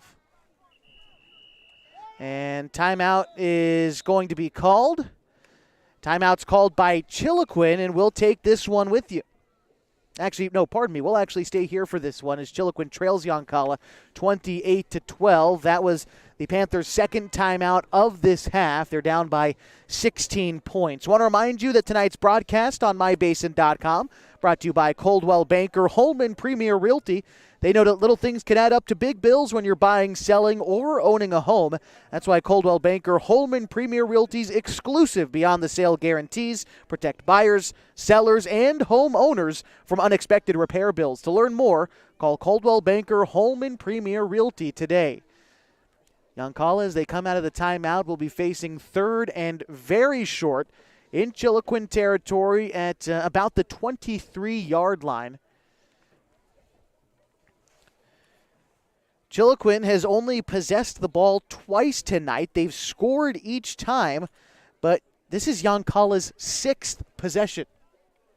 Yeah, we haven't seen a punt yet, have we? No, we haven't. I don't think we're going to see a punt tonight. That's my prediction.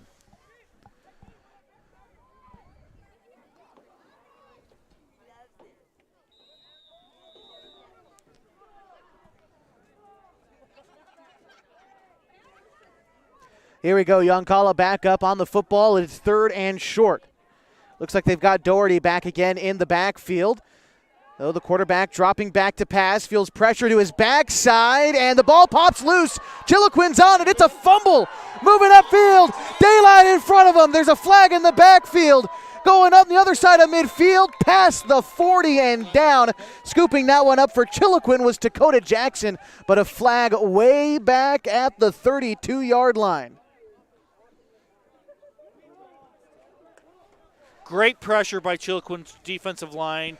Got there. I'm surprised they were looking at a pass on third and short like that, but got that defense up and tried to throw it, tried to stop it right at the last second. That's when that ball slipped out, and Chiloquin took advantage of it. Second turnover, you got to take advantage of these turnovers. Still no ruling on that flag down about the 32. It was thrown after the ball was scooped up, so you got to think Chiloquin's offense will still have a crack at this thing. Yeah, I think traditionally that looks like a block in the back. That's kind of what happens during these times, but the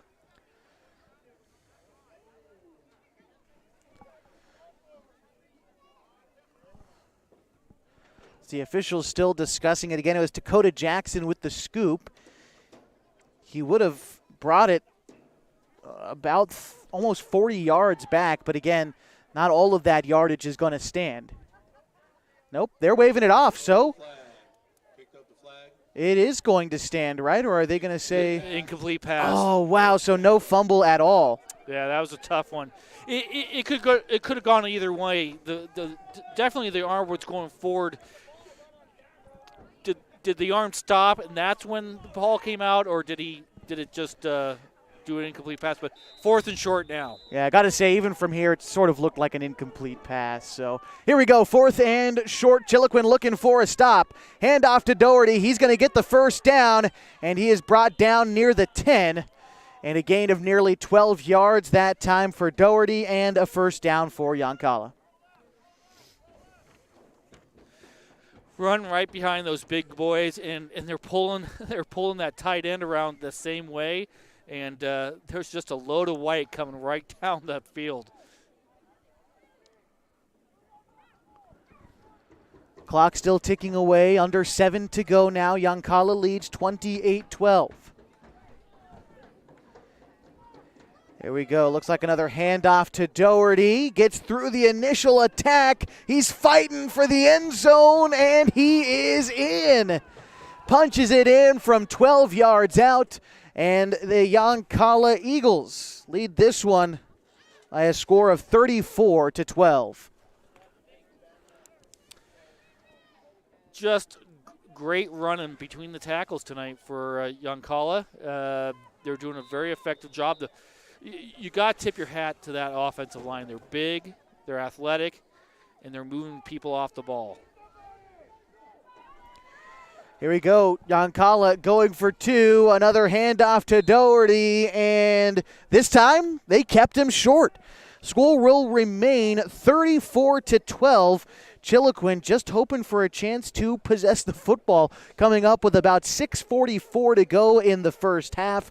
That drive for Yoncalla going 6 plays and 43 yards in just under 3 minutes off the game clock.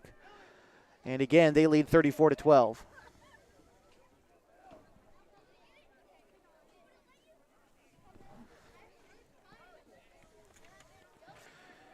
Tonight's broadcast on mybasin.com brought to you in part by Klamath Falls Subaru.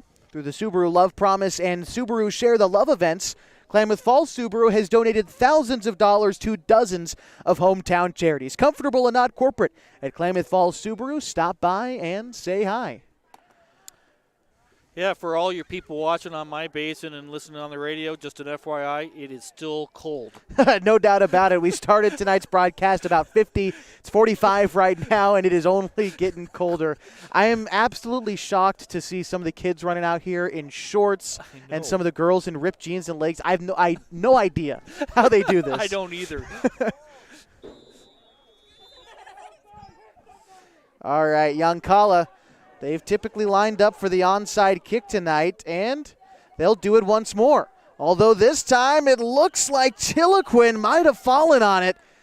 And I think they finally rectified it, and the Panthers should start with the football here. 1st and 10 in their own territory at the 49. 1st and 10 Panthers.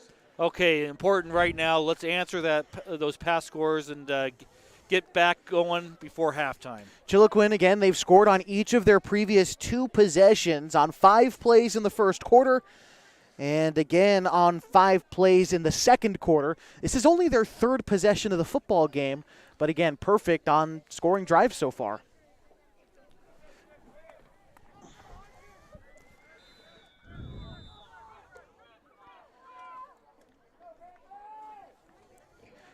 Bravo alone in the backfield once more. Chiloquin attacking through the air. Bravo drops back to pass, looks downfield, but it is incomplete. And it'll bring up 2nd and 10. I like that, though. He's so athletic back there that you have to throw a couple of those type of passes to get that defense to drop back. Then that scrambling is going to be wide open. Bravo has been able to move around in the pocket fairly efficiently tonight. They face 2nd and 10, again at the 49-yard line on their side of midfield. And for a freshman, he has a great arm. He does, and he's got pretty good awareness in that pocket, too. He can feel that pressure coming from either side and move around back there. Yeah, he acts like an upperclassman.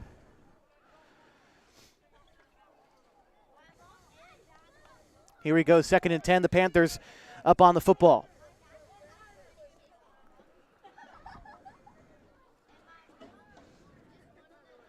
Bravo takes the snap, rolls to his near side, has some room. He's going to take it himself. Gets the 45 now to the 40, to the 35, and steps out at the 30.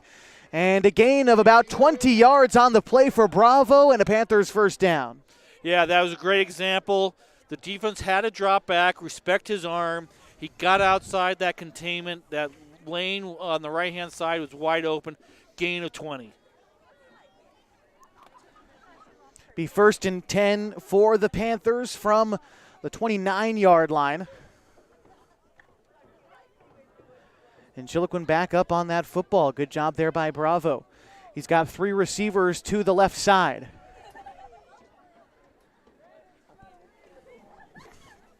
Alone in the backfield.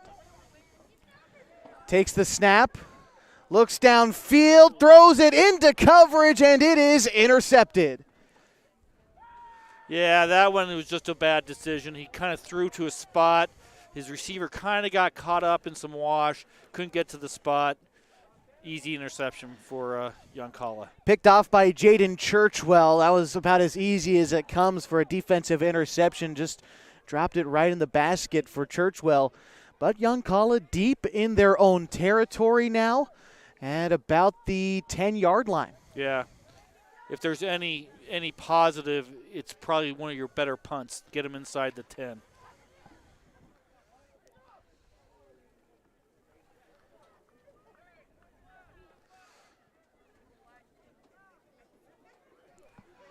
So here we go, 1st and 10. Yoncalla again deep in their own territory at the 10-yard line. First turnover for Chiloquin, third total for the game between the two teams. Oh, pardon me, second, really, as that other one was called back. So Yoncalla, one fumble that was turned over. Chiloquin giving it back there with an interception. We'll see how Yoncalla drives deep in their own territory. Quarterback, the running back again to his left. Handoff to Doherty, but that time swallowed up quickly, maybe even for a loss of 1 on that play. Good job there by Chiloquin. Yeah, nice defensive penetration there. Got him for a loss.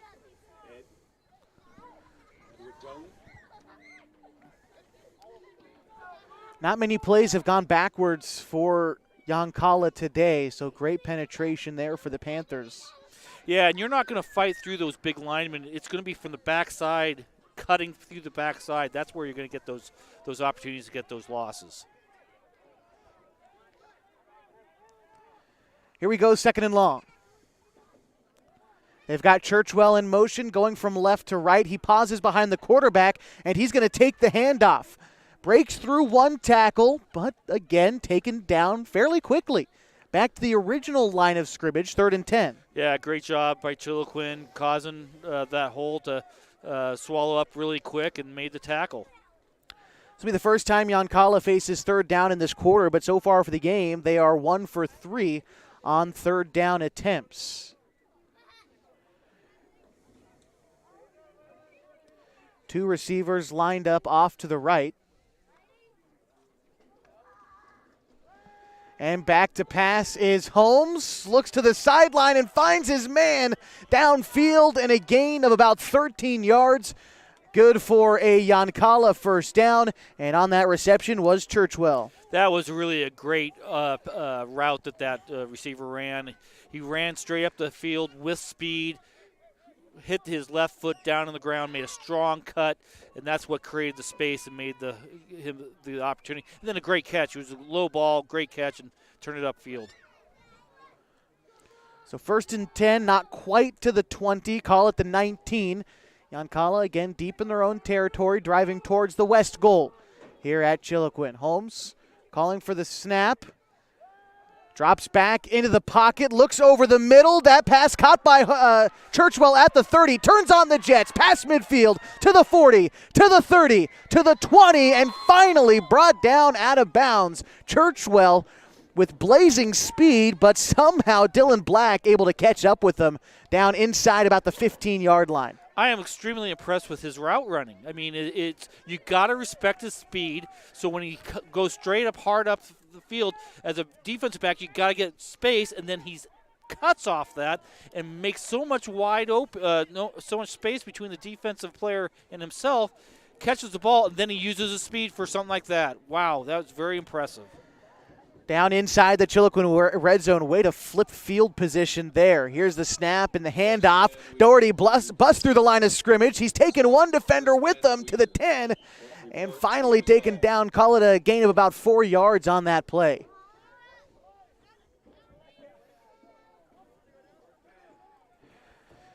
That catch, that last one for Churchwell, about 65 yards on that reception. Big time pitch and catch. And now, again, inside the Chiloquin red zone, it's 2nd and about 5 from the 9.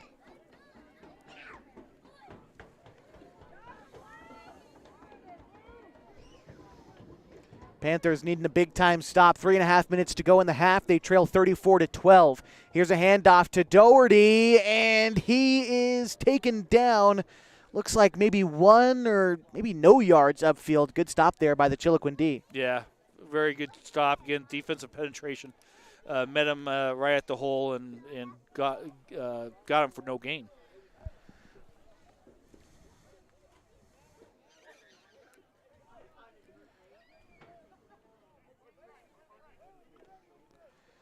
Yoncalla taking their time, getting up on the football, in the final minutes of the half. Want to limit possessions, and Chiloquin will be kicking off to start the second half as well. Even though it felt like it's been Yoncalla's ball this whole first half, they actually began the game by kicking it off on an onside kick.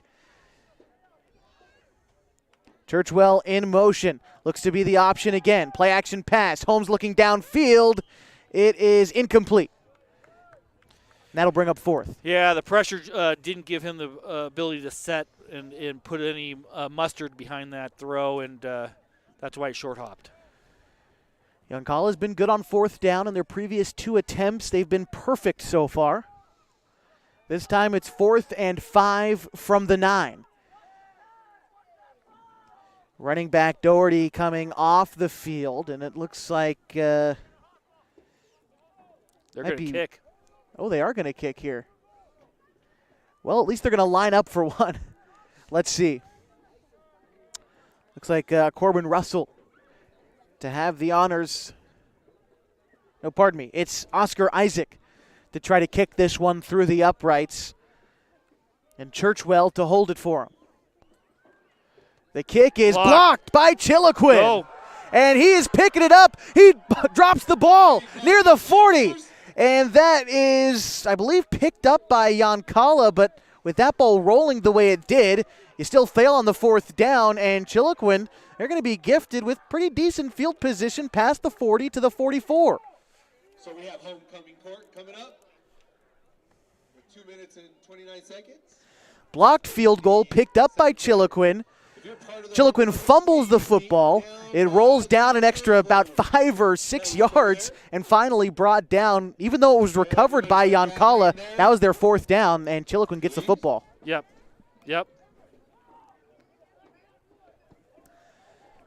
Was shaping up to be a good drive for the Eagles. They held onto that football for almost 4 minutes and 6 plays, but now the Panthers a chance to punch it in before halftime. Got to take advantage.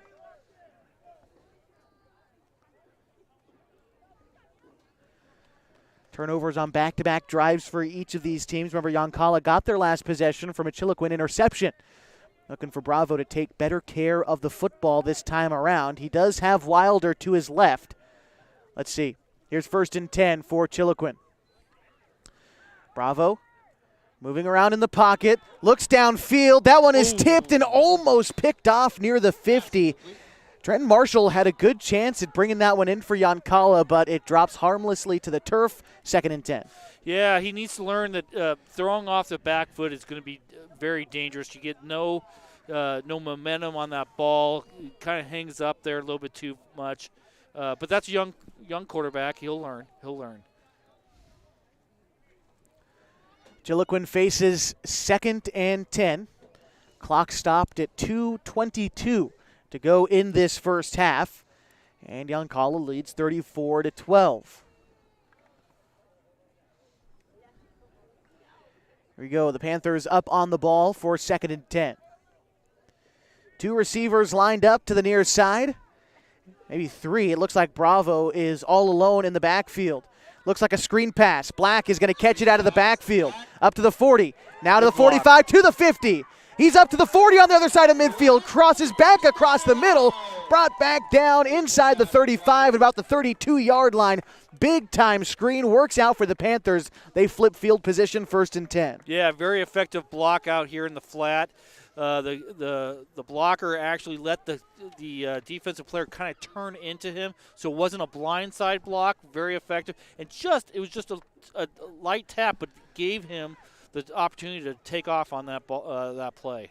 1st and 10 from the 31. Chiloquin up on the ball. Bravo again alone in the backfield. 3 receivers to the left. Bravo feels pressure quickly, unleashes one in the flat, but nobody's there for it. Incomplete pass. Yeah, but it was a good job getting rid of that ball. He was going to get sacked on that if he didn't get rid of that into the flat. Brings up 2nd down for Chiloquin. Check on the clock. 1:39 to go in the first half. Again, 34-12, Yoncalla leads.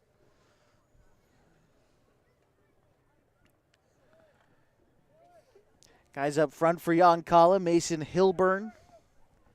Also see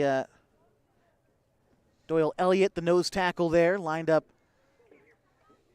Man in motion is going to be Wilder. And a receiver jumped on the far side for Chiloquin. And this will be a false start, likely coming back.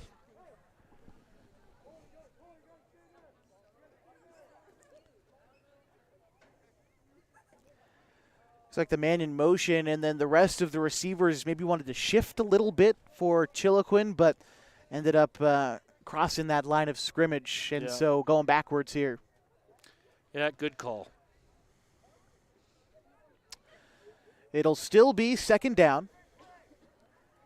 It'll be second and 15 from the 41. The yard to gain, or pardon me, the 36. The yard to gain is the 21. Pardon me there. Bravo once again alone in the backfield. Looks like they're trying to go for the same play. Wilder in motion along the right side. Bravo shoots one over the middle, but incomplete. Brings up 3rd and long. That was a good decision. The receiver was breaking open there. Just kind of got it a little over his head. And I'm very impressed with his arm for a freshman to throw it how he is. He threw that ball pretty hard. He does. Had some power behind it. There is power behind it. 3rd down for the Panthers. So far today, I believe 0 for 2 on 3rd down attempts. Here's Bravo again alone in the backfield. Man in motion again. It's Wilder, and another false start for the Panthers. This time coming on the left side of the line. And this one once more going backwards. Chiloquin trying to get creative with the play call and put the men in motion, but just haven't been able to find ability to stay down and get that snap off without the flag. About a minute and a half from halftime. Yoncalla leads Chiloquin 34-12. Halftime tonight. Homecoming chord will be announced. We'll have a little bit longer of a halftime show this evening.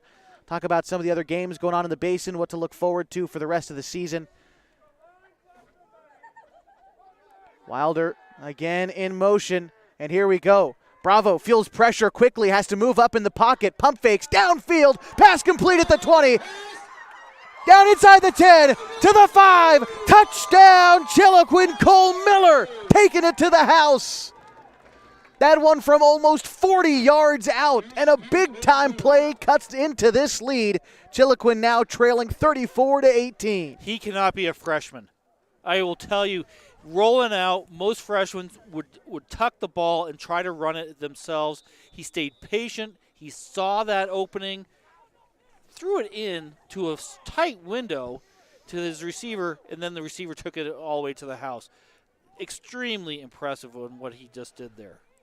About a 40-yard completion there, too, for Cole Miller. Not to mention that wide receiver danced around a couple of defenders to get in there. Yeah. Great play there by Chiloquin. Still a minute 20 left to go in the second quarter when Chiloquin going for 2, trying to cut into this lead even more. Bravo, alone in the backfield, feels pressure to his backside. He's going to go for the end zone. He's racing for it. He is in. And Chiloquin with a 2-point conversion. And this one, a 14-point ball game, 34-20. With about 80 seconds to go, 140 seconds to go, rather, in the first half. And a great drive there by Chiloquin. 5 plays, 56 yards, and about a minute and 10 seconds off the clock. An efficient drive, capping it off with a 40-yard connection between Cole Miller and Denver Bravo.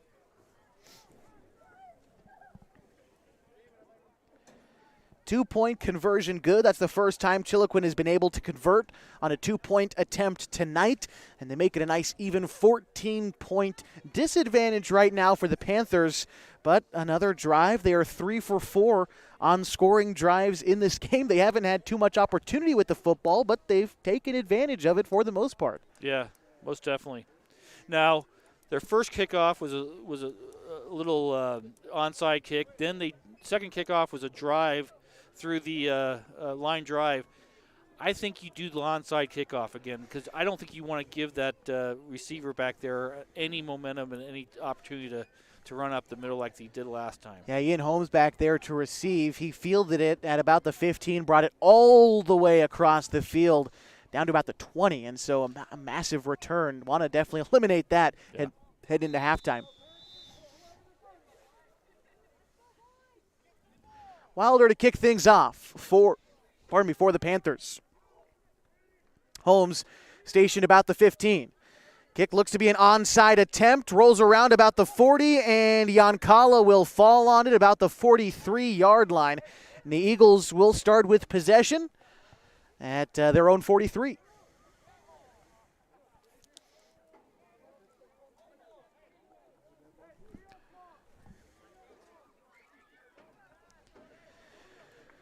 Yoncalla's often gone to the ground game tonight to get their scores, although you have a guy like Jaden Churchwell who does have a 65-yard reception tonight. Didn't go for points, but you know this guy can get downfield. See how many guys Chiloquin drops into coverage on a play like this. Here's 1st and 10. High snap, but Holmes corrals it. Has plenty of time in the pocket. Looks to the sideline. It is caught and moves downfield for a gain of about 14 or so yards. And that should be a first down for Yoncalla. For the Eagles, their 9th first down of the night. I don't know if he got out of bounds, so this clock should start rolling right when they get up on the football. I believe they still have 2 timeouts left in their bank. They do. 1st and 10 now in Chiloquin territory at the 44. Quick throw to the flat and incomplete. Brings up 2nd and 10. Probably good that was incomplete. He wasn't going to gain any yards, and all it was going to do is take time off the clock.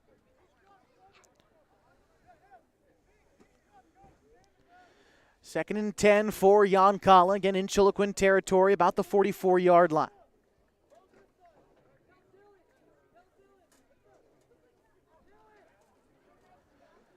Stick with us during halftime tonight. Again, it is a little bit of a longer halftime show this evening, but we'll try to give you score updates from around the Klamath Basin, catch you up on what else is happening underneath the Friday night lights. We'll check in on the playoff picture from Special District 1 and give you some halftime stats as we've got them. A flag in the backfield before this one is snapped. Let's see.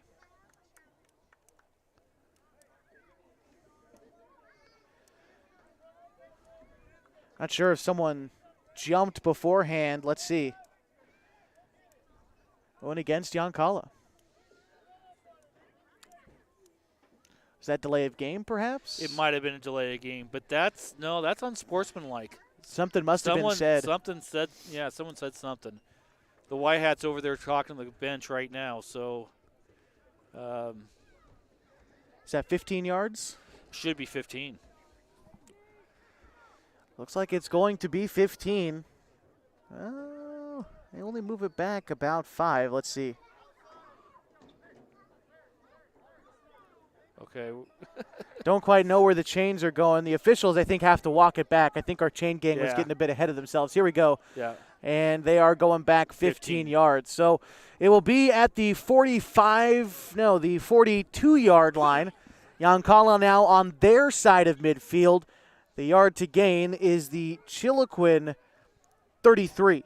Quite a ways to go here for the Eagles. I'm not sure what Yoncalla was complaining about in that one either. That was kind of a surprise. Holmes trying to hard count, finally gets the snap off. This is going to be a handoff up the middle. Doherty cuts upfield about the 49. And a gain of 7 or 8 yards on that carry, but Yoncalla trying to hurry up on the football. They still have a couple of timeouts, but 30 seconds and counting to go in this half. They're going to get on the ball quickly and snap it. How about another handoff up the middle? Doherty again rushing forward, this time a gain of about 11. Still well short of the sticks, though. This will bring up 4th down and about 10 as the Eagles call their second timeout of this half. And probably time for a few more plays to get downfield, and again, it'll bring up 4th and about 11 when Yoncalla gets back on the football. 3rd down hasn't really been friendly to Yoncalla tonight. Only 2 conversions in 6 attempts, but they have been perfect on 4th down tonight, 3 for 3 in that respect, although I think this is going to be their longest attempt so far of the night once they get back out on the football. Yeah, I think that was Chiloquin who called that timeout. Was that really? Yeah, which surprised me, but he signaled Chiloquin's way when he did the timeout, so I think Chiloquin wanted to get the ball back with 21 seconds left. That would be surprising, but yeah, It is Chiloquin who made that timeout. Well, there you have it. So Yoncalla still has both of theirs. Chiloquin is out of timeout, so going to have to find a way to move the ball downfield quickly after they try to get a stop here on 4th and 11. Bold play by Coach Hoagland, but when you need points and you have an outside shot at getting some, not a bad call. Again, Yoncalla is scheduled to receive the kickoff start of the second half. I can't say they'll get the football because there's been a lot of onside kicks tonight, but yes. Chiloquin is supposed to kick off to begin the second half, so trying to get that ball back could prove to be important if you can make it happen. Eagles ready to get back out on the football. Saw walking off the field Doherty a moment ago. It looks like they've got their backup running back in there at number 25, Trenton Marshall. He's a freshman, and he's gotten some good touches in tonight. He's lined up to the right of the quarterback.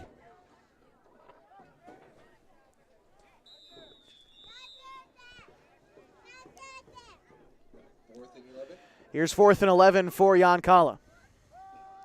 Dropping back to passes Holmes. Has lots of time in the pocket. Unleashes one downfield. It is caught by Churchwell inside the 20. Brings it to the 10. Down to the 5. And I think just short of the goal line. Brought down at the 2. Big time reception there by Churchwell. Bringing it down about 38 yards, but short of the goal line. And this will prompt Yoncalla to use one of their timeouts and stop the clock with about 10 seconds to go. Now you got to decide, do you one more timeout left? You can probably run a play and call a timeout with 10 seconds left.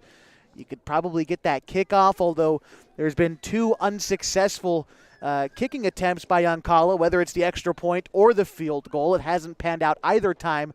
I've got to imagine the Eagles want 6 after that big catch. Yeah, and because they have the one more timeout, they have a run or a pass option on this down. With that big offensive line and how effective they've been, I trust them. Throw it up the middle and see what happens. If you don't get it, call timeout immediately after that, and then you have 2 more downs and another opportunity to get it in. I'm just not sure why Chiloquin took that timeout. Yeah, if it worked out, that's great, but it didn't work out, and now you're faced with 1st and goal from the 2. Yeah. Yep.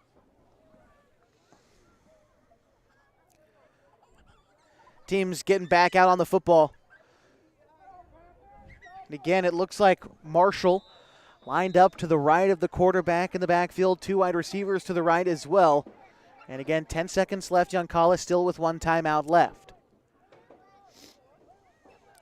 Holmes sets his team. Gets the snap. Handoff to Marshall. Trudges up the middle, and he is short by just a couple of inches. And Yoncalla gets timeout called with 3 seconds remaining. And so they'll have one more chance at 6 before we head to the locker rooms tonight. Yes, and then, again, because this is going to be the last play, they can run it or pass it. This is going to be the final play. Chiloquin needs to step up and make a stop right here before halftime. Again, during halftime is homecoming here at Chiloquin. Along with senior night, we'll recognize the seniors again during halftime. We'll talk about the football that we've seen so far and try to give you a look around the Klamath Basin, what's going on for Henley taking on Ashland tonight. We'll have a score update of Klamath Union at home against Phoenix. See if we can get any other scores from our area as well. But here in this one, Chiloquin trails Yoncalla 34-20, and the Eagles knocking on the door with 3 seconds to go in the half. Again, tonight's Gino's Cafe Game of the Week brought to you, of course, by Gino's Cafe on East Main Street. They're open every morning at 6:30, serving their famous breakfast burritos. Those are served all day long, along with their menu items like burgers, monthly specials, and Italian favorites. You can order online at iloveginos.com or have it delivered with DoorDash. Eagles ready to get back out onto the football for the last play of our first half tonight. They're at the 1-yard line, and they've got 1 play left.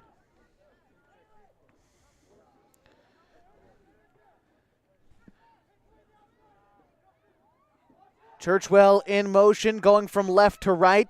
Looks like Holmes dropping back to pass, feels some pressure, gets rid of it, and the pass is picked off. It looks like in front of the goal line, but wrestled down before getting anywhere. Chiloquin with a stop to end our first half tonight. 34-20 at halftime, and the Panthers just might have some momentum going into the locker rooms. We'll talk about our first half coming up next as we continue your coverage from Chiloquin High School and the Geno's Cafe Game of the Week on News Talk 1150 and 92.9 KAGO and on mybasin.com.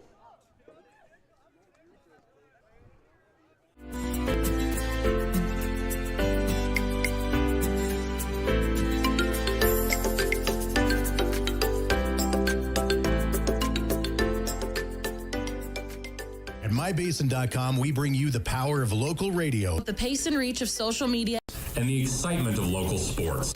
We do this with a team of radio professionals that is second to none. We're proud to call Klamath Falls our home. Comfortable and not corporate. At Klamath Falls Subaru, we built our business on that simple promise. Well, that and some of the best people you're ever going to meet.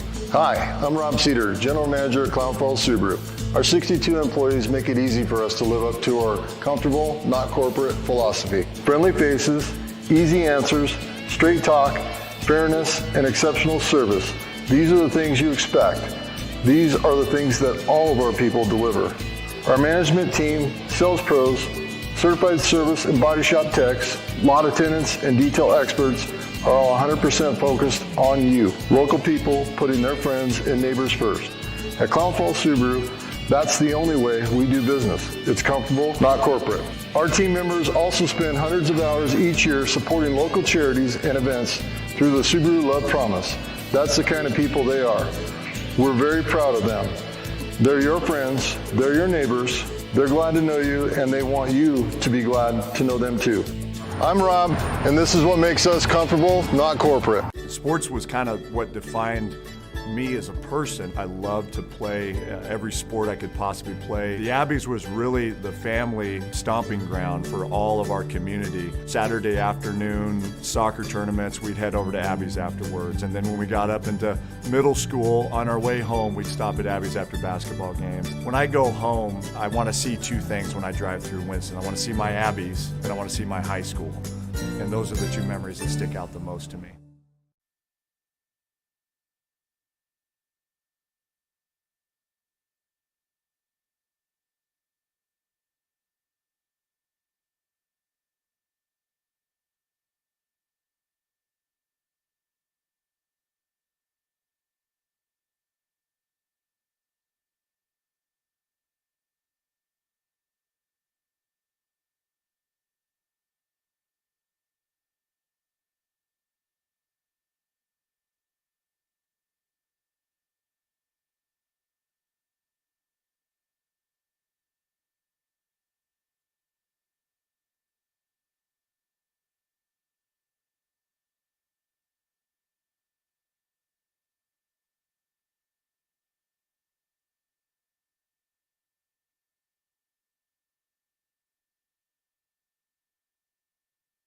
It is halftime at Chiloquin High School this evening, and the Panthers trail the Yoncalla Eagles by a score of 34-20 at halftime. Yoncalla did a great job of playing keep away through the first part of that first quarter against Chiloquin. They had the first 3 possessions of the ball game and scored on each of them. Their first drive going 8 plays and capping it off with a 19-yard connection between their quarterback Holmes and Jaden Churchwell. That made the score 8-0. Onside kick, they get the ball back, have the ball for 7 plays, and punch it in for 8 more points. This time, Churchwell got a 4-yard touchdown run for those 8 points. Now, they scored one more time on 6 plays, though this time failing the 2-point conversion. Chiloquin was in a 22-0 hole with 4.5 minutes to go in the first quarter. But on their first possession, they came back and punched it in on 5 plays. The exclamation point, a 20-yard touchdown reception from Leyland Wilder. Yoncalla got the ball back, but they fumbled, giving Chiloquin possession at the 43-yard line. 5 plays later, and a 35-yard touchdown catch from Dylan Black made the score 22-12. Yoncalla punched back on a big kickoff return, and 3 plays later, Doherty punched it in from 9 yards out, made the score 28-12. Doherty again got the ball after an onside kick, this time from 10 yards out to make it 34-12. But Chiloquin, with about a minute and 15 seconds left in the first half, put together a 5-play scoring drive. A 40-yard touchdown catch from Cole Miller made our score 34-20. It's been an exciting first half, Todd. It has. It has been definitely. And, there's 3 phases of the game. They always say there's offense, defense, and special teams. Special teams has actually been the deciding factor in this first half. If you don't have those 3 onside kicks, recoveries, a 22-point lead right out of the gate, this is a different game. No doubt. Chiloquin's got to remember that as they come out of the tunnel for the second half. They're in this game. They're competing against these kids, and they have every opportunity to win this game still as they go into the second half. It's been impressive to watch this Chiloquin offense work. We talked about in the pregame a little bit that in 8-man football, speed is going to trump the size of Yoncalla. And when Chiloquin has been able to get to the sidelines, to the edges, or maybe downfield a little bit, they've been able to make big plays happen. They have, and when they spread the field down the field, make some catches down there, that opens up that running game to the outside corners, and then they get into that rhythm, and then they're scoring. They just got. It's almost funny.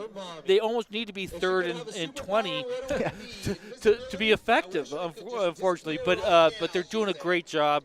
They're keeping their heads in this game, and it would have been easy, 22-0, to just give up on a game, and they didn't, and they're still fighting. And this is still a very competitive game right now. Denver Bravo, freshman quarterback for Chiloquin, has had a phenomenal game so far. What have you seen from him that makes him so impressive? Well, I'll tell you, I still want to see a birth certificate to prove that he's a freshman, because he is acting like an upperclassman. He has a good presence in the pocket, knows when to pull the ball down, run it out on the outside, and sometimes when he pulls it down and runs it out before he crosses the line of scrimmage, he still is scanning the field, and when he sees something, he's taking advantage of it, and he scored that way. Yeah. Very impressive for a freshman. I honestly have never seen a freshman this effective in any high school level. Denver Bravo, the guy we're talking about, number 21 for Chiloquin, has helped his team score 20 points, although they still are down 14. A couple of other stats for you from our first half tonight. Chiloquin acquiring 5 first downs, although with far fewer possessions. Yoncalla's got 10 through that first half. On third down conversions, again, Yoncalla's had more cracks at it. They're 2 for 6 on third downs to that first half. Chiloquin is 1 for 2. Here's another thing, though. Yoncalla not only winning on special teams, but winning on fourth down as well. They are 3 for 3 on fourth down. Big time. They're converting. They're keeping their composure, staying poised, and converting on those third or fourth downs. They've got some great receivers on the outside with speed, and they're making some really good fundamental route running, and that's what's separating them so they can make scores. Yoncalla up 34-20 at halftime. It is homecoming. Right now they are announcing homecoming court here at Chiloquin. It is also senior night. Want to recognize the 3 seniors for Chiloquin. One time here is recognize Cheyenne Lind, also Malachi Strider. We learned that he was the player who went out earlier today. Want to hope that Malachi is doing well this evening. Also, number 84, Ezekiel Hardy, the 3 seniors for Chiloquin playing I believe their second to last home game of the season. Just real briefly, looking ahead at the schedule for Chiloquin. Yoncalla tonight. They're on the road against Prospect Charter in Butte Falls next week. They'll host Cross Point Christian for the season finale here on November 2nd. So that's how it looks ahead for Chiloquin. For Yoncalla, they've got a bye week next week. They wrap up the season against Camas Valley on November 1st. We'll take a look at the standings and the playoff picture for Special District 1 in 1A 8-man football. We'll also get you updated on what else is happening in the Klamath Basin, what these other teams are up to underneath the Friday night lights. We'll talk a little bit about third quarter action on the way as we wrap up halftime in just a little while here at Chiloquin High School. Again, the Panthers trailing the Eagles 34-20. And the Geno's Cafe Game of the Week on 1150 and 92.9 KAGO and on MyBasin. Keep it here. Friends with great. Participate. Where does greatness start? Here, in the classroom. On the stage. In the pool. On the field. Where will your greatness take you? To better grades. To more friends. Be great. Participate!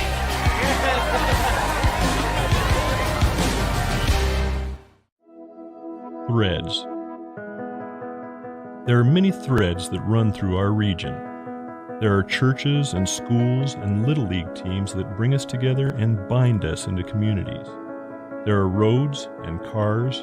There are houses and jobs and businesses, all woven together to make the fabric of our communities. There are financial threads that are part of that tapestry as well. For over 80 years, it's been our pleasure to be headquartered here, providing financial services to generations of our friends and neighbors. From that first savings account, to retirement planning, and all of the cars and houses and groceries in between, we keep your money local, investing it back into our communities, adding more threads to the fabric to make our communities stronger. Pacific Crest Federal Credit Union. Find your path.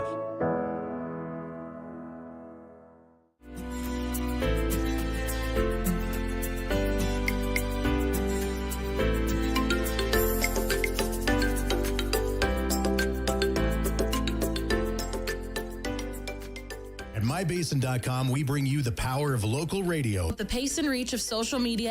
And the excitement of local sports. We do this with a team of radio professionals that is second to none. We're proud to call Klamath Falls our home.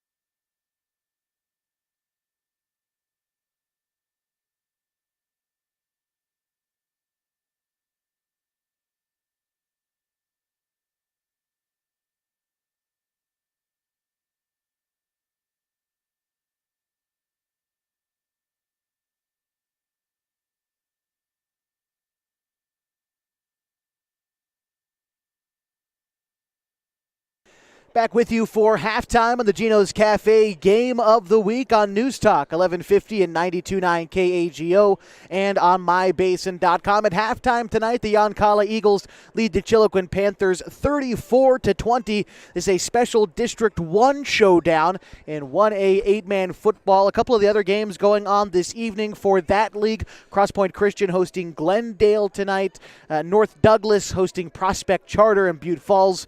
Riddle hosting Camas Valley. A lot of these games look like some of the more top teams in the league playing some of the teams towards the bottom of the conference. Right now, Cross Point Christian is in first place in Special District 1. They are 5-0, 6-0 overall. North Douglas, they are tied with them. They are 5-0 as well and 6-0. Those two teams play next week, potentially deciding a league champion there. Mohawk is 4-2. Camas Valley is 3-2. Riddle is 2-3, Yoncalla 2-4, Chiloquin, Glendale, and Prospect Charter and Butte Falls Co-op each have one win. Now, out of Special District 1, 3 teams will get an automatic bid into the 12-team OSAA bracket. If all things hold right now, it's looking like it's probably going to be Cross Point, North Douglas, and either Mohawk or Camas Valley, depending on how those last two teams finish up. But another team could make it as an at-large bid, and you've got to think that whichever one of the teams, either Mohawk or Camas Valley, that doesn't get the automatic bid, with both of those teams being ranked within the top 10, probably one of those squads going to get those at-large bids. The playoffs, the rankings freeze on November 1st. And then after that, each district can decide who they send. And again, top 3 in this case in Special District 1 will make the playoffs. The playoffs begin in the second week in November. Right now, both the teams we see in front of us decidedly eliminated from postseason contention, but still a good schedule ahead for Chiloquin and some games that they look forward to tonight against Yoncalla. They're still hanging around Prospect Charter, Butte Falls next week before hosting Cross Point Christian. Could be a league champion there on November 2nd. As we look around the Klamath Basin tonight, a couple of the other teams that are in action. Henley is leading Ashland right now in the third quarter, 41-12. In the third quarter at Modoc Field at Klamath Union High School, the Pelicans are trailing the Phoenix Pirates 28-0. And Omazama is on the road at North Bend tonight. Don't have a score update for the Vikings there. Lost River at home against Glide tonight. Bonanza hosting Oak Ridge. Already talked about Cross Point's game against Glendale tonight, and Tule Lake in California taking on a fellow playoff team in Loyalton tonight. If you've got any scores and you've got my number, let me know. If you've got scores from any of those other games, we'll report them here on mybasin.com as we continue your coverage of the Geno's Cafe Game of the Week. Going to take one more break on our halftime show tonight, and when we come back, we should be getting ready for the third quarter. Again, Yoncalla leading Chiloquin 34-20 on senior night and on homecoming. So glad to be with you for the Geno's Cafe Game of the Week, brought to you live on News Talk 1150 and 92.9 KAGO and on mybasin.com. Locked.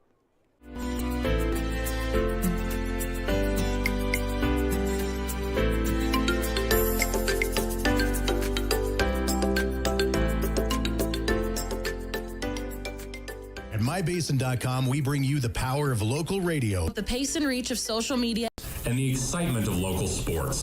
We do this with a team of radio professionals that is second to none. We're proud to call Klamath Falls our home.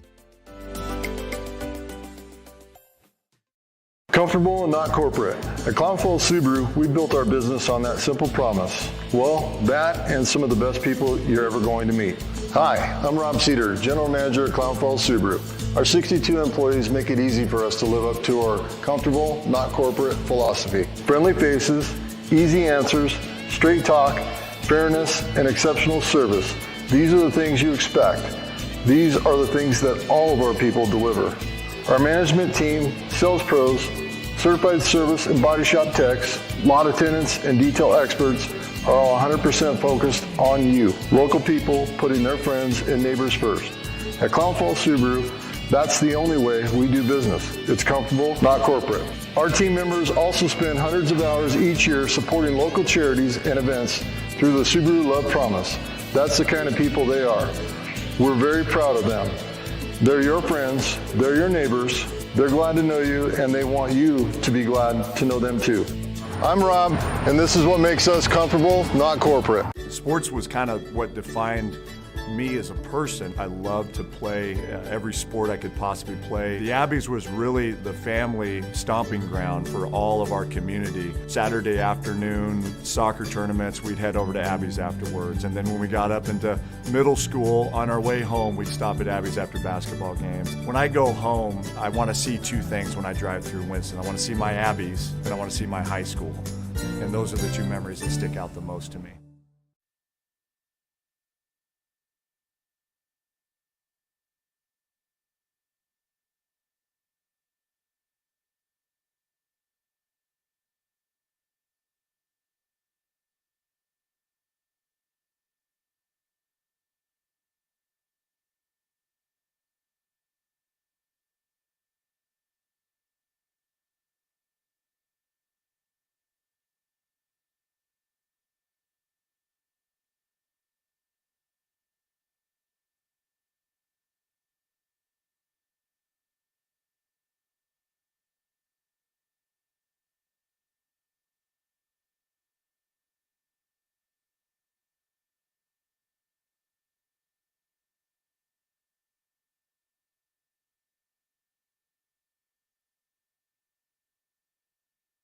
In the final moments of halftime from Chiloquin High School, Josh Eldridge and Todd Andrus with you for the Geno's Cafe Game of the Week on News Talk 1150 and 92.9 KAGO and on mybasin.com. After 24 minutes of play tonight, Yoncalla in front of Chiloquin 34-20. And, the score, a 14-point difference, really reflects Yoncalla's ability to control time of possession rather than how much better they've been than Chiloquin. I think this game is closer than the score reflects. No, 100% correct. Again, they have, 3-4 more possessions than Chiloquin does. Yeah.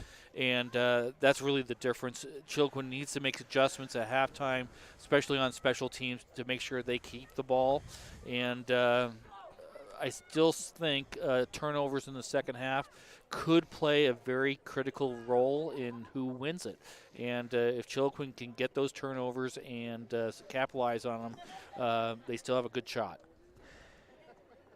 Chiloquin has converted on 3 of their 4 possessions in that first half. And like you said, Yoncalla had quite a bit more. By my count, they had 7 possessions to Chiloquin's just 4. And they have coughed the ball up twice in those possessions. They've got 2 fumbles, as a matter of fact, does Yoncalla. And so even an interception, I guess, on that last play as well. So didn't even have that written down, but there you go, another interception. Chiloquin has done a good job of forcing those turnovers.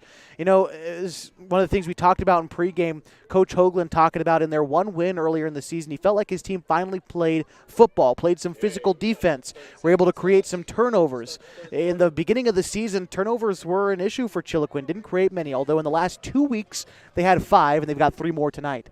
And so trying to just create opportunities for themselves, especially when Yoncalla is sort of playing the ball hog role on the other side. And they have great athletic kids on their team. So when you have athletic kids, you got speed, anything can happen, especially in 8-man football. So it's going to be an exciting second half. Again, 34-20 our score at halftime. Now Chiloquin set to kick off the ball to begin our second half in the third quarter. A lot of our kickoffs today have been of the onside variety. You think Chiloquin's probably going to go that same route, or?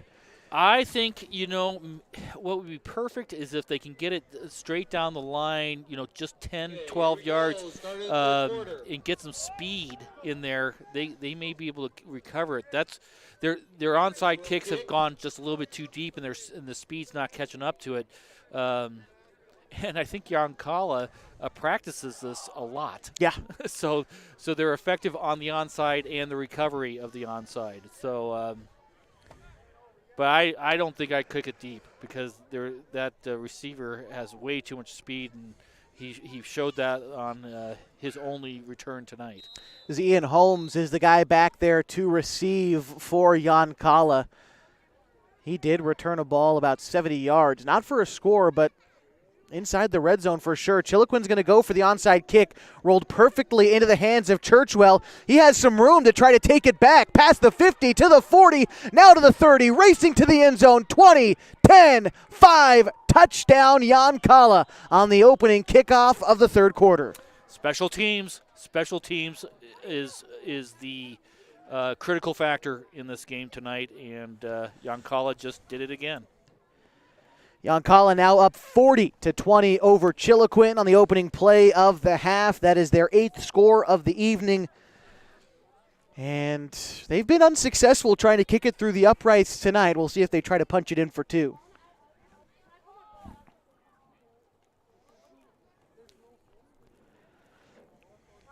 Yeah, with the personnel that they have out there, they're going to go for 2. Got Doherty out there to the right of the quarterback. For going for 2 tonight, Yoncalla is 2 for 4 on such attempts.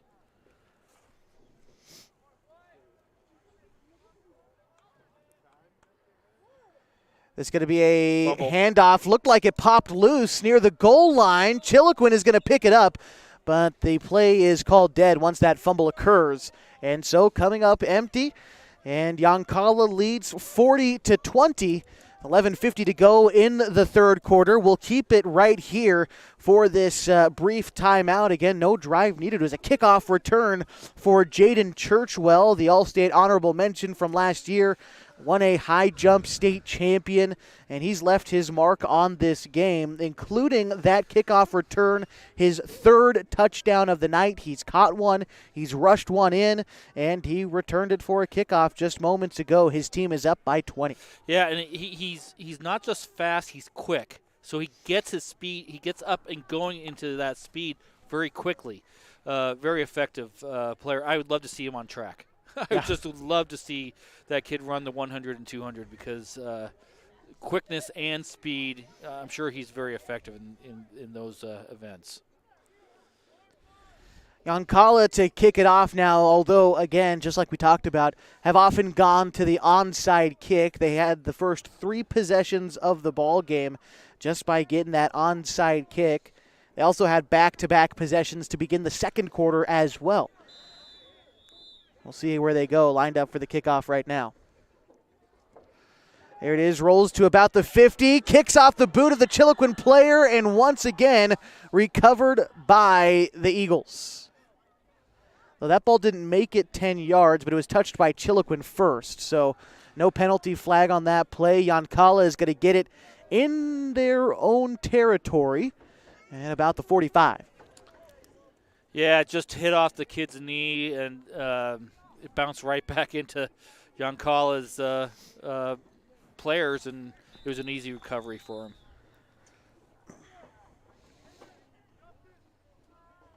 Here we go, 1st and 10, Yoncalla. This is going to be a handoff to Doherty, but wrapped up quickly and brought down. This will be a loss of 2 on that play. Great individual effort there, penetration up the middle there by 68, it looked like. I can't see the number, but great job of that penetration and making that contact in the backfield.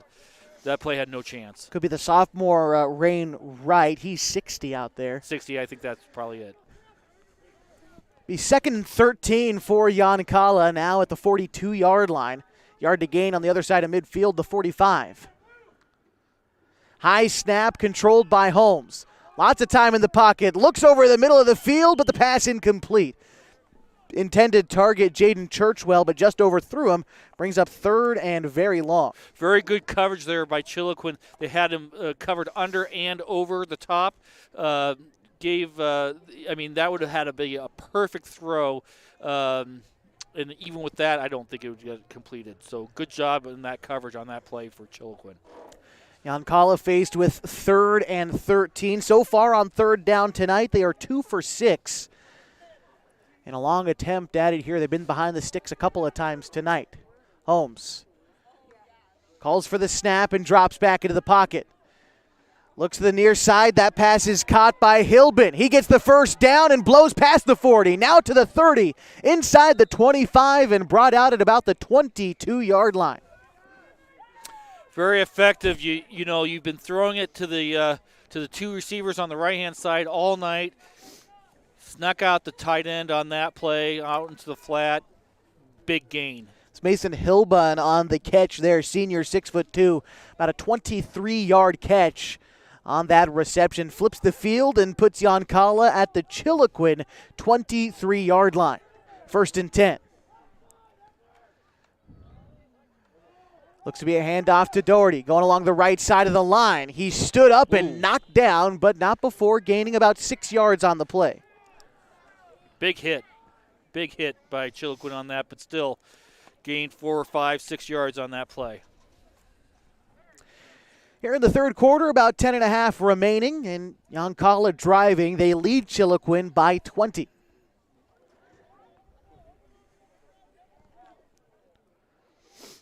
Here we go, 2nd and about 5. It's going to be a handoff. No, a keeper for the quarterback. Holmes has some room on the left side. Gets into the 10 before scalloping out of bounds. And that should be a first down, a gain of about 10 yards on that carry for the quarterback. That should bring up 1st and goal for the Eagles. Yeah, he runs that option very effectively. He waits till the last second to pull it out, and then he runs off to the left side and is able to gain 10, 15 yards each time. So very good job. You can tell he's run the option for a little while.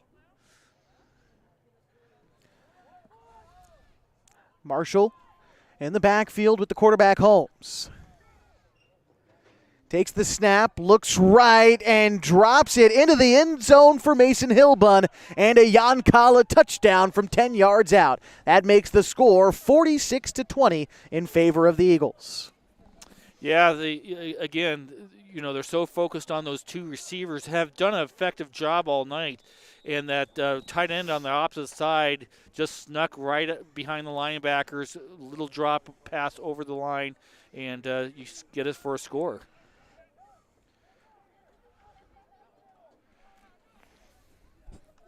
Two-point conversion attempt on the way for Yoncalla. Keeper for the quarterback, and Holmes is in. The score is now 48-20. Eagles lead the Panthers. We'll step aside. This is the Geno's Cafe Game of the Week on News Talk, 1150 and 92.9 KAGO, and on mybasin.com. Introduce Smith Bates Marcom Solutions, your trusted partner in marketing and communication. We specialize in crafting compelling campaigns, eye-catching graphics, and impactful branding materials. Smith Bates is like working with dependable friends. They always help us build our professional image. Through the innovative strategies that the team at Smith Bates suggested, we've been able to give the brand at Calor the boost that it desperately needed. Unlock your potential with Smith Bates Marcom Solutions.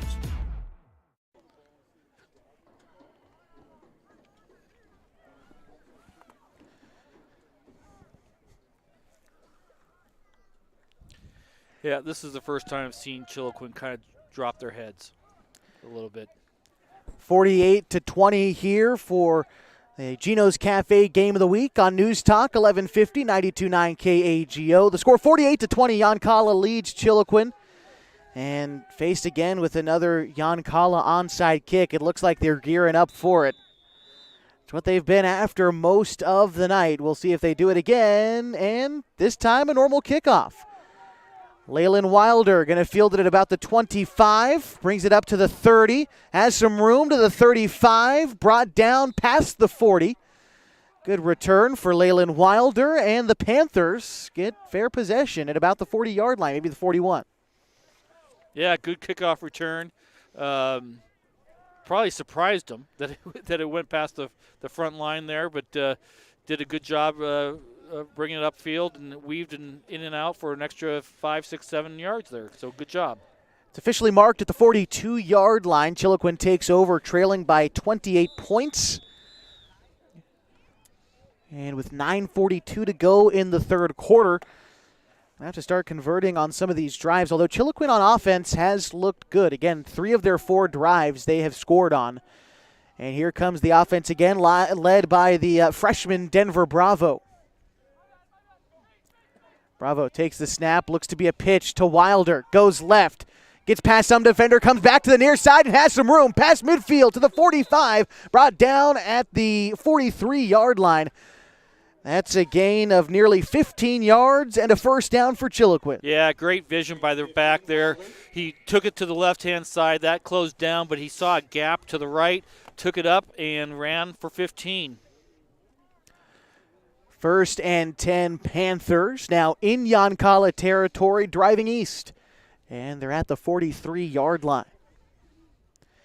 Haven't seen Yoncalla come out of the backfield too much. It's been a lot of Denver Bravo looking downfield to find his receivers. But now, again, Leyland Wilder lined up in the backfield with his quarterback. 2 receivers to the left. Here we go, 1st and 10. Another pitch to Wilder is stopped in the backfield, finds a way coming around to the near side, and is taking the defenders with him to the 40. Finally, forward progress stopped at maybe the 39-yard line. Call it a gain of 2 on the play, but way to turn nothing into something for Leyland Wilder. Yeah, exactly. That play blew up right out of the gate. He was for a loss of 5, and he was able to weave himself up for 7 yards to get a gain of 2. So that was a great vision again by that back on that play. Leyland Wilder, a sophomore, was a starter as a freshman last year on this team as well. Has played a little bit of quarterback, but has seemed to have found a slot nicely as the running back with how Mr. Denver Bravo has found himself at the quarterback position. Yeah. Here we go, 2nd and 8 for Chiloquin. They get up on the football. This time Bravo alone in the backfield.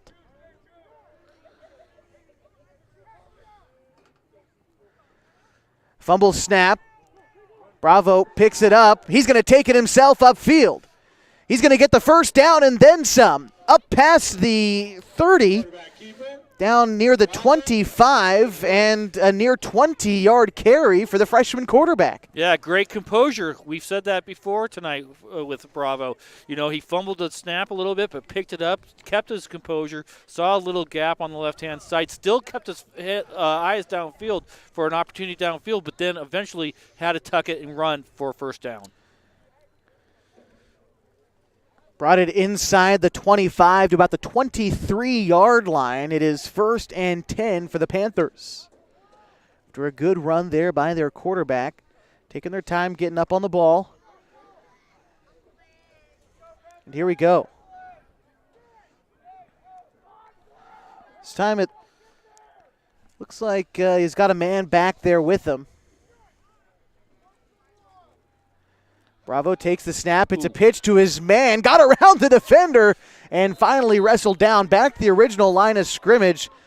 I think that was Dylan Black on the carry and kind of lifted the ball over the defender's head to stay alive on that run, but just got back to the line of scrimmage. Yeah, that defensive lineman, left linebacker there, shot up the field, had him dead to rights, and that was a good individual effort just to get it back to the line of scrimmage.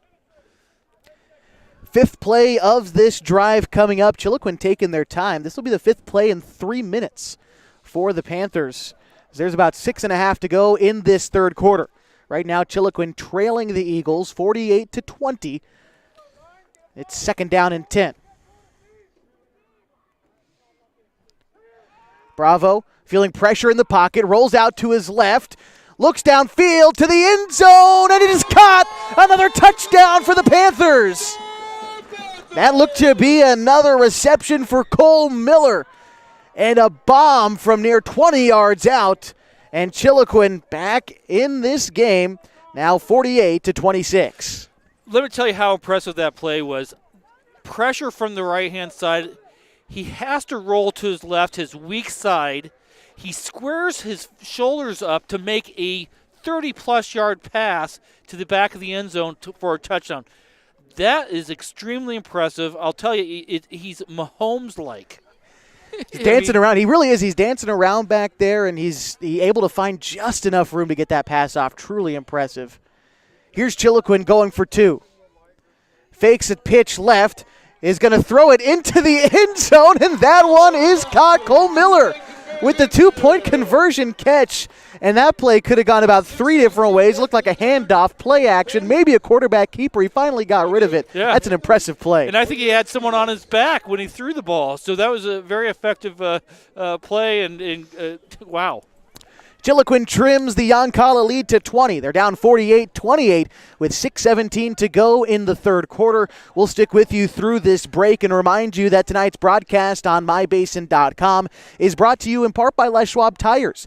They know that having the right set of tires and wheels on your vehicle is just part of an essential safety checklist. That's why Les Schwab does more than install just tires and wheels. Come on in for a free pre-trip safety check. They're going to make sure that everything is in working order at Les Schwab Tires, with 3 locations in the Basin on South 6th Street and Washburn Way in Klamath Falls. And in Merrill, Les Schwab Tires has been doing the right thing since 1952. Chiloquin to kick off. Yeah, I was going to say, what Chiloquin did right there just sent them a message. We still have heart. We still have pride. We are going to play this game until all zeros are on this clock. Good job, guys. Good job. Chiloquin going for an onside kick. That is caught in the air. A nice job by Yoncalla's number 7, Corbin Russell, to leap up and take that one down and give his Eagles possession with about 6:15 to go in the third quarter and the 47-yard line. You will not be let in our homecoming dance. For Chiloquin, that last drive going 5 plays and about 3.5 minutes. And again, Cole Miller with his second touchdown catch, that one from about 20 yards out, making this one 48-28. Here are the Eagles to start with possession.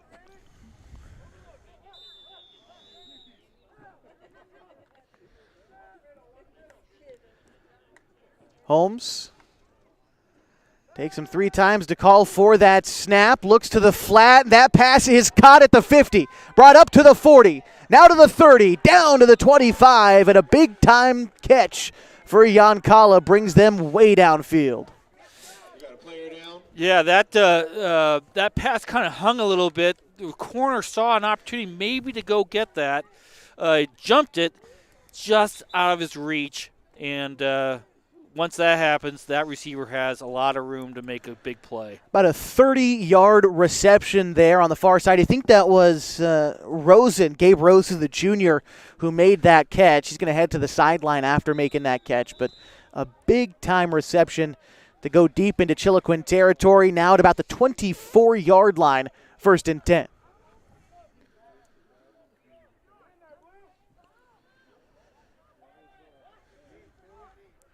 Yoncalla taking their time getting up on the football. Under 6 minutes to go in the third quarter. They're up by 20. Send a man in motion. It is going to be a handoff to Churchwell. Tries to go up the middle, then tries to go left, and really can't go anywhere, but he does get 3 yards on the play. Yeah, good job by Chiloquin. Kind of played on their side of the line of scrimmage that caused the running back to kind of not sure which way to go. Finally, he cut up the field and got a 3, but that was still a good job by the Chiloquin defense on that play. Yoncalla facing 2nd and 7. Going to have their 2 wide receivers come to the near side. I believe Thomas Stryker into the game for the first time for Yoncalla tonight to replace Rosen.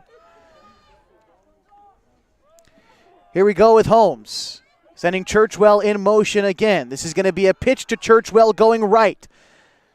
He gets stuffed at the line of scrimmage, and Chiloquin tries to drag him backwards. We'll see where forward progress marks him. Might have been just the line of scrimmage, maybe a loss on the play. Either way, good job there by the Chiloquin D. Yep, kept containment, and it got him for a loss of 3 or 4. Wow, that's a big-time loss. That brings up 3rd and 10. Yoncalla converted on 3rd down once already in this third quarter, but for the game, 3 for 7. Here they go again. 3rd and 10 from about the 24-yard line.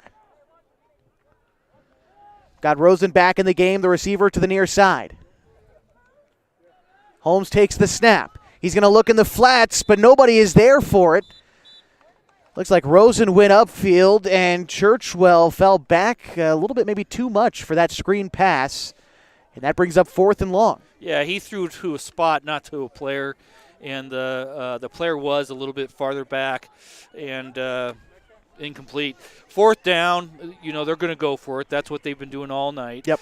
Chiloquin needs to make a big stop here. Chiloquin can score fast, so if they can make a stop here and get a quick score right after it, this is a game again. 4th and 10. Yoncalla perfect on 4th down conversions tonight. Lots of time to throw for Holmes. He's going for it all. It is incomplete at the goal line. Great coverage by Dylan Black to break up that pass. Great coverage.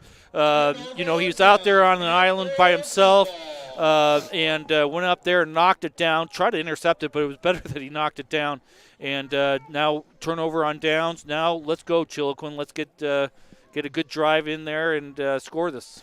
They take it over with just under 4 minutes to go in the third quarter, trailing by 20. They started this game down 22-0 and have since gone punch for punch with Yoncalla. Now a chance to trim into that lead a little bit. Yep. Yeah, most definitely. Last time for Chiloquin, 5 plays and 8 points. They're able to go about 56 yards in doing so. They are going to need to do quick scores, though. Sure. They need to do quick scores to get back into this game. Bravo alone in the backfield. Feels pressure quickly. Moves up into the pocket. Dancing around. Feels pressure to his backside. Looks downfield. It is incomplete by Leyland Wilder. He's showing some emotion, knew that he had a whole field to himself, but just fell incomplete. Yeah, good scrambling in the backfield there. Again, keeps his composure, sees the receiver down the field. That was a tough catch, but one that I know number 3 believes he could have made 9 times out of 10. He dropped this one. Brings up 2nd and 10 for Chiloquin. And that was Leyland Wilder, the intended receiver, the sophomore.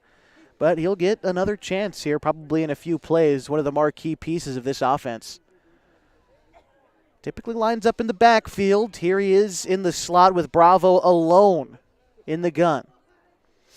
Looks like it's going to be a quick pass intended for Black on the screen, although he is wrapped up quickly in a loss of nearly 5 yards on that play. Brings up 3rd and long for Chiloquin. Yeah, that was a good play by the defender there. He stayed on his man, and when he got it caught, he made a solid tackle and for a loss.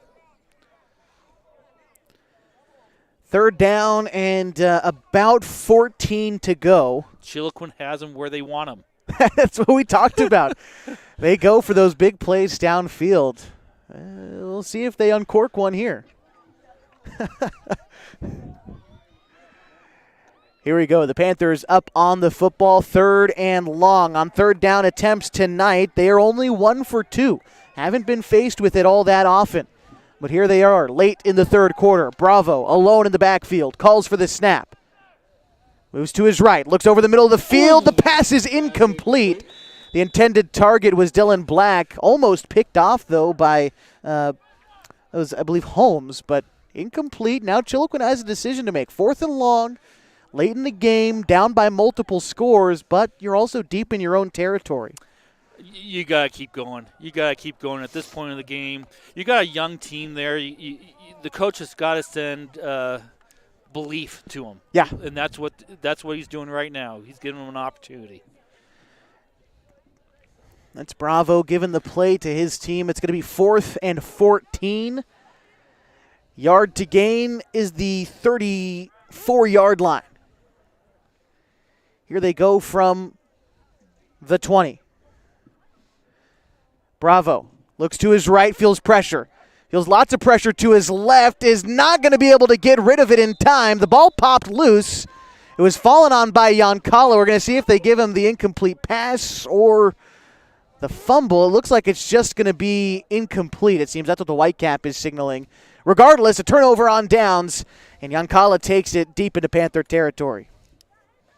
Yeah, just way too much pressure on that one.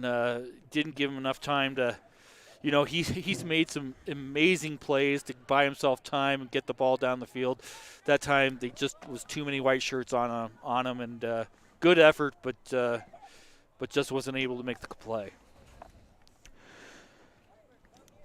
So 2:45 to go in the third quarter. Yoncalla takes it at the 20-yard line, and they lead by 20 points.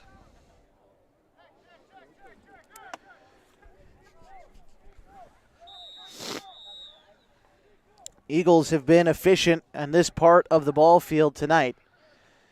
And they set down. Try to get Chiloquin to jump. I don't think they cross the line of scrimmage, but the Eagles cough up the football, but they fall back on it. Oh, man, and that ball rolled about 7 yards upfield, too. Yep. A gain of 7 for the Eagles on the fumble. And that was just a case of, I think it was Chiloquin's 44, Irvin Sampson, thought he jumped off sides, was waiting for the play to be called dead, and then there was a fumble right in front of him. He just wasn't ready for it, unfortunately. Yep. So he didn't actually jump off sides after all. Yep. And we're going to have timeout called on the field. About 2 minutes and 10 seconds to go in the third quarter. Looks like it's going to be a timeout for the Eagles of Yoncalla. That's their first this half. Chiloquin has yet to use any. Want to remind you that tonight's broadcast is brought to you by Abby's Legendary Pizza. If you're looking for a great place to eat, head to one of Abby's Legendary Pizza locations for some of the best pizza in the Klamath Basin at 1919 Austin Street or 2226 Shalleck Street near OIT. Abby's Legendary Pizza is a proud supporter of high school sports. Yeah, I bet you that Abby's Pizza is pretty warm right now. Oh, man. Don't start getting me thinking about that. It is a chilly night here in Chiloquin. I think perfect football weather, but right now, 44 degrees. It's perfect to play in. I'm not sure if it's perfect to watch it. That's very true. My toes would agree with you, I think, at this point. I want to give you a score update from over the hill in Ashland. Just got word that the Henley Hornets defeated the Ashland Grizzlies to improve to 6-1. The final score there was 56-20. See if we can get a score update from Modoc Field and Klamath Union as well. Looks like their game is finished. The final score, it looks to me, was 35-0 in favor of the Phoenix Pirates. So that game is wrapped up at Modoc Field tonight. Here at Chiloquin, the Panthers trail the Yoncalla Eagles 48-28. There's 2:11 to go in the third quarter. And the Eagles have 2nd and 4. Taking this one from about the 16-yard line. Oh, pardon me, the 14-yard line. Here we go. Holmes takes the high snap, looks quickly to Churchwell and finds him in the flat. Churchwell racing to the sideline, to the pylon, to the end zone. Touchdown, Eagles. Yeah, that was just pure speed on that play. I mean, it was a little pass out into the flat and towards the middle of the field, and then he just turned and looked for the corner and just went for that flag and got in. That was a 14-yard catch for Churchwell, taking it for 6. Right now, 54-28 the score with 2 minutes remaining in the third quarter. It looks like the Eagles going to try to knock this one through the uprights. Oscar Isaac to do the kick. The hold, the kick is up, and the Eagles will take one more point, tack it on, 55-28. They're in front of the Panthers with about 2 minutes to go in the third quarter. We'll step aside, and when we come back, see if Chiloquin has an answer on News Talk 1150 and 92.9 KAGO and on MyBitcom. The innocence of youth. Is there anything any better? But soon they'll be in high school and facing all the same challenges you faced. How to make friends, how to fit in, how to be cool. We want our children to have everything they'll need to live fulfilling and productive lives. Make sure the kids in your family are among the more than 120,000 participants here in Oregon who take part in high school sports or activities.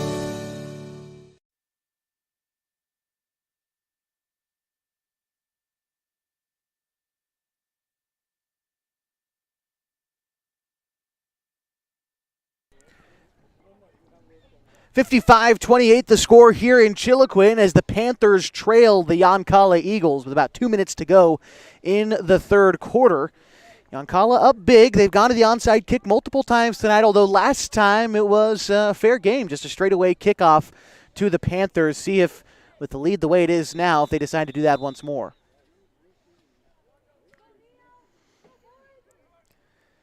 And here's the kick. It's going to be a straightaway kickoff. It's going to be fielded at about the 30 by Leyland Wilder. Brings it up to the 35, past the 40, spins off a defender, racing to the 50, now to the 40, to the 30. Daylight in front of him. Leyland Wilder all the way for a kickoff return touchdown. That's the way you want to answer a scoring drive. Get a quick score right away. This has been a game of special teams. No doubt.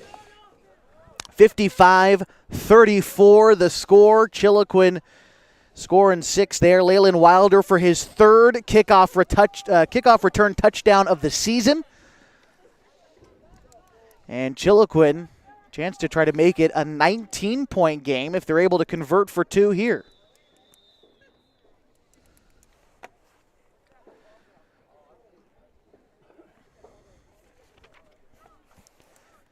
That is the 12th touchdown scored between these two teams tonight. And here we go. Chiloquin is going for 2. They've got Wilder in the backfield lined up behind Bravo. Fake on the pitch. Bravo is going to take it into the end zone himself. Completely caught the defense for Yoncalla on the back foot and a 2-point conversion. And that brings us to a 19-point difference between these two teams, 55-36. And that was a kickoff return. Now both of these teams have kick returns in this second half. And exactly like you said, special teams has been the absolute story tonight. What I'd love to see out of Chiloquin right now is that they're not giving up. Yes. They still have a heart for this game. You love to see that, especially from a young team like they are. And that's going to do them well in the future.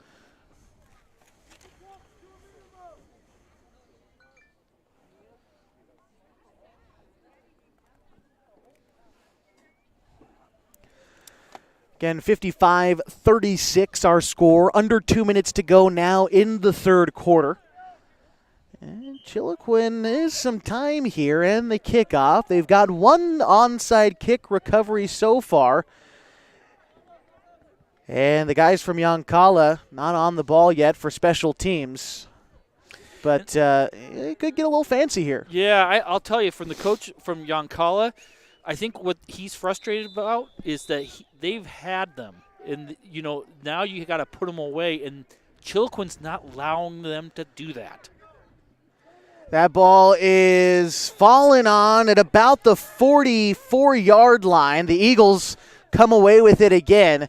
And I think you're exactly right. There's a difference between beating a team and actually slamming the door on them. And Chiloquin just keeps putting their foot in that door jam. Exactly. They're not going away quietly. Exactly. And especially, again, with a young team, that's what you want to see. You want to see never-ending fight until the end.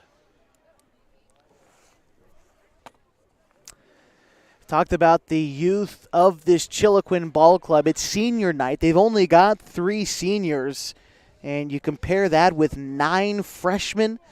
And their quarterback, Denver Bravo, one of them as well. The other guys haven't gotten too much playing time, but lots of sophomores in the starting lineup. You look at a guy like Leyland Wilder. He's a sophomore, has been integral to the game plan tonight. Cole Miller, a couple of touchdown catches. He's a sophomore as well. Dylan Black, another sophomore. He's got a touchdown catch too. It's a young ball club. It is.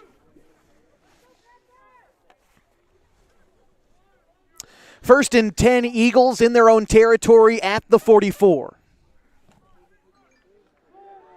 This looks to be a handoff up the middle. Marshall was stopped but kept those feet chugging along and found his way upfield for a gain of 2. Yeah, I'm not sure if Yoncalla's offensive line is getting tired, but they're just not pushing them off the ball as effectively as they did in the first half, and maybe the cold's getting them a little bit, but Chiloquin's defensive line is stepping up right now. Good job. Here we go, 2nd and about 8 to go for Yoncalla. Now at the 46-yard line, still on their side of midfield. Getting the call in from the sideline, Coach Matt Bragg in his 16th season is ahead of the Eagles. And I think we got a false start on the far side for Chiloquin. I think that was Churchwell who jumped a little bit early, the slot receiver on the far side. Yeah, I think so. Let's see, official call coming through. There you go, false start against the Eagles. They're going backwards for 2nd down. Not a lot of penalties tonight. No, it's been a fairly clean game. It has. Under a minute to go now in the 3rd quarter, and it is 2nd and about 13 to go for Yoncalla. Yard to gain on the other side of midfield at the 46. Here they go from their own 41. Holmes moving up in the pocket, taken down from behind. Although he did fall forward for a short gain, this should bring up 3rd down and about 10. Yeah, that was the outside linebacker on the right-hand side.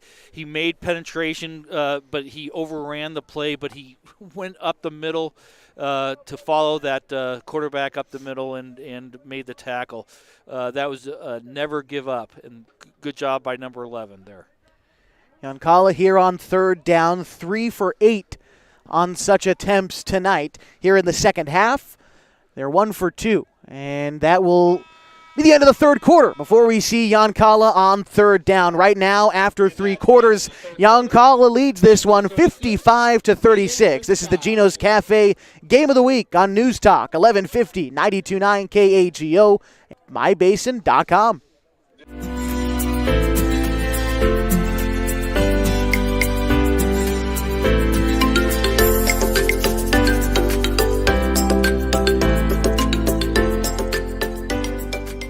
At mybasin.com, we bring you the power of local radio, The pace and reach of social media, and the excitement of local sports. We do this with a team of radio professionals that is second to none. We're proud to call Klamath Falls our home. What rhymes with great? Participate. Where does greatness start? Here, in the classroom. On the stage. In the pool. On the field. Where will your greatness take you? To better grades. To more friends. Yeah! Be great. Participate!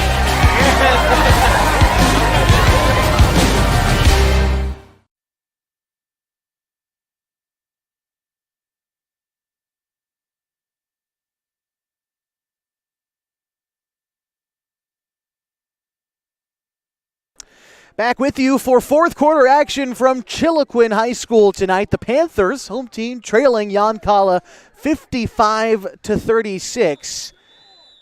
Yoncalla out near the county line between Lane County and Douglas County, making quite the trip to the Klamath Basin tonight. These two teams have never played. Right now it's been all Yoncalla. Here's a throw over the middle, almost picked off. Dylan Black had it in his hands, but it fell to the turf. This brings up 4th and 10, though, for Yoncalla. I'll tell you, if he makes that play, that he's going all the way for a touchdown. There was a wide open lane on the right-hand side, and with his speed, it would have gone in. I think if it was about 5 degrees warmer out here, he might have had that one. I think so. It's hard when your hands are ice bricks out here, but as he was in a good position to make a play, eventually an incomplete pass, and he forces the Eagles to 4th down. Eagles have converted on 3 of 4 attempts on 4th down tonight. Here they go with a short screen pass. That is caught and a broken tackle. Upfield is Hilbert with the ball, pops out, recovered by the Panthers. And that was Leyland Wilder with a fumble recovery, and the Panthers have it. That was a really good play. A receiver out in the flat there, turned it up. But there was a great play from behind on that tackle, went underneath his arm to cause that fumble, and boom. Chiloquin recovers. Quick score makes this game interesting again, but it has to be quick. Chiloquin takes over at their own 44-yard line with 11:45 to go in the ball game. They trail 55-36. And they've got 1st and 10. Last time Chiloquin had the ball, they turned it over on downs. Before that, a touchdown. Bravo, alone in the backfield. The freshman takes the snap. Has lots of time in the pocket. Looking downfield. That pass is incomplete. Near the 20. Tried to uncork one to Dylan Black downfield, but just incomplete. That was one heck of a throw. That was a big throw, almost a completion. But again, that's going to spread that defense out, give some opportunities for runs up the middle. But with time, you need to start getting those passes down the field like that and completed. Well done by the Chiloquin offensive line there to give Bravo plenty of time to throw. That's probably the longest time he's had in the pocket so far tonight. Yeah, most definitely. They're marking it a yard behind the line of scrimmage, or the original line of scrimmage. Looks like 2nd and 11. Why might that be? It's an incomplete pass. Yeah, I'm not sure about that one. Here we go. Bravo alone in the backfield. He's going to roll to his right. Has lots of room. Moves up in the pocket. There's a flag down. Bravo, a gain of about 18 yards downfield, but there is a flag at the line of scrimmage. Yeah, I didn't see the call, but that's usually a block in the back type of area. We'll see the official signal in just a moment. But Bravo rolled out to his right, came back across the middle of the field, and probably had that room due to a penalty. Let's find out. It's going to be holding against the offense. So a 10-yard penalty, and back go the Panthers for second down. Or for second down. Yep. 11.5 remaining in the ball game. Chiloquin trailing by 19 points.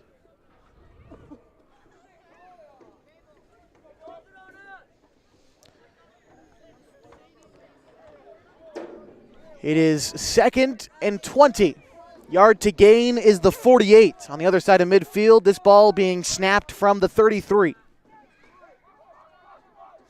Leyland Wilder in motion. This is going to be a quick pass to the 40. And finally taken out of bounds. On that catch was Dakota Jackson, the junior. And he gains about 10 on that play. Pretty much gaining back what the Panthers lost on that penalty. Yep. Here's third down. Yep. Now third down and semi-manageable. So they're in 4-down territory, so they don't have to pick it up all on this play. So I like to see them do a rollout again. Give that quarterback an opportunity to pass or run. Chiloquin 1 for 3 on third down attempts tonight. Bravo alone in the backfield once more. They're going to put Wilder in motion, coming from right to left. They're going to look for the same play. This time Jackson keeps those feet moving. He's upfield. A gain of maybe 5 on that play. And still short of the sticks, although now you're about 4th and 5, 4th and 4. Certainly going to keep the offense out there at this point. Yeah, good job, though, by him because, he got hit, knocked back 4 yards, and then he kept his legs driving forward and ultimately gained 10 yards from that initial hit. 4th and 5. The Panthers trying to keep this offensive possession alive. They're going to have the receivers lined up to the near side on this one. Again, Wilder in motion across the field. And it looks like a false start is going to bring this one back. Flags all over the field, and this certainly against the Panthers. Can't have that with a 4th down. Be 4th and 10. Chiloquin tonight is 0 for 1 on 4th down conversions. This will be their longest attempt. Call it 4th and 9 officially at the 43-yard line. And again, the yard to gain on the other side of midfield is the 48.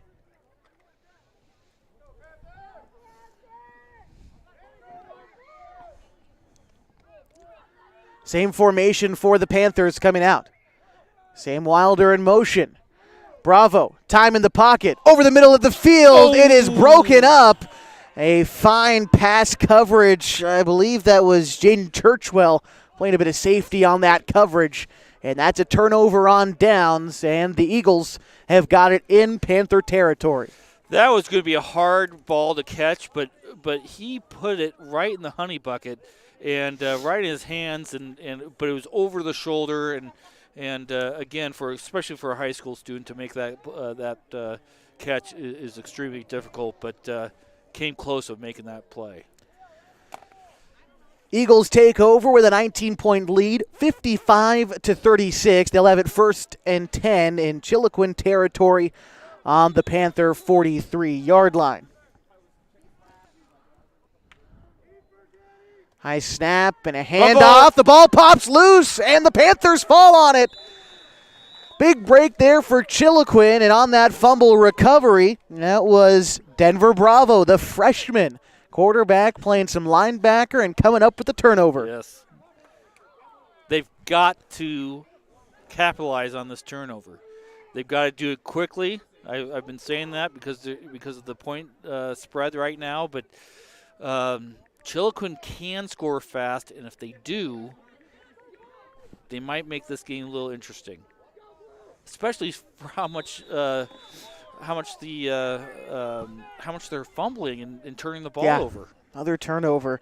Back-to-back turnovers on back-to-back possessions for Yoncalla. Fumble on the last one and another here. Chiloquin has it 1st and 10 on their own 47. Wilder again in motion and a whistle. Let's see.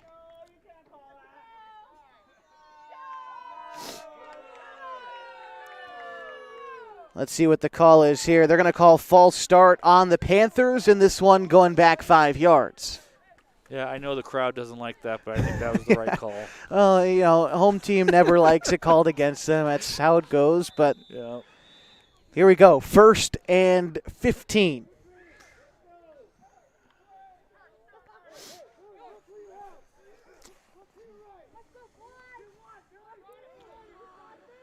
Bravo alone. Wilder in motion. And another flag right at the snap. Let's see. Going to go false start again, perhaps, or I'm not sure. They're going to get the 5 back, it looks like. Was this offsides on Yoncalla? Looks like it. Yep. So, 1st and 10.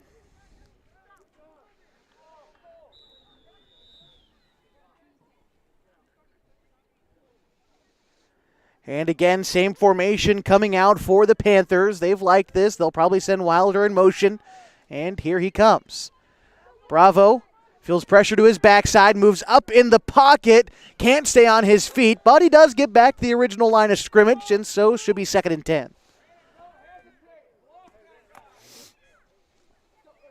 Good job by Bravo. Felt pressure, was able to get back without losing any yardage on the sack. See, checking into the game now for Chiloquin, Irvin Sampson, a freshman, getting some playing time in there. Clock continues to tick. About 10 minutes to go now in the 4th quarter. Chiloquin trailing Yoncalla 55-36. Here's 2nd down and 10. Bravo. Time to throw. Now feels pressure to his right. He's going to move up in the pocket. He has lots of room in front of him. He's going to get the 1st down. Coming back across the middle of the field and slides to avoid the hit at the 35. He's got some speed on him. I mean, he gets outside that pocket, and if there's a lane there, he has the throw option or the run option, and he gains yards both ways. 18-yard gain on that carry for the freshman QB. 1st and 10, Chiloquin at the 35.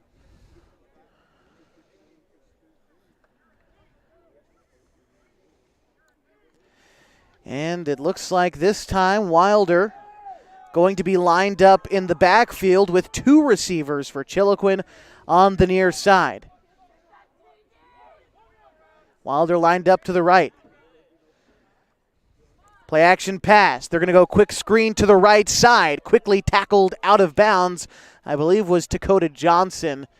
But upfield for a gain of a couple. Second down on the way. Well defended play, though. It was the tight end went out into the flat. That end followed him, and although he got a couple yards, it was effective defensive play too.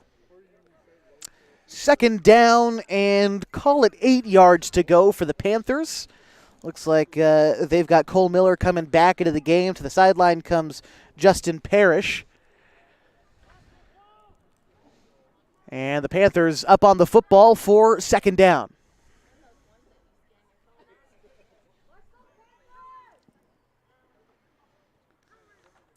Pitch to Wilder, coming to the near side. Has some room. To the 30, to the 25, 20, 15, 10, 5. Touchdown, Panthers. Leyland Wilder from 35 yards out punches it in for 6. That was a great run coming over to the left side. But what was really effective is he made the defensive player stop. And when the defensive player stopped, he had him. He just then went outside of him, and the defensive player couldn't even recover from that, and he took it all the way to the house. Big score. About a 33-yard touchdown for Leyland Wilder. That is his third touchdown tonight, if you include the kickoff return he had earlier this quarter.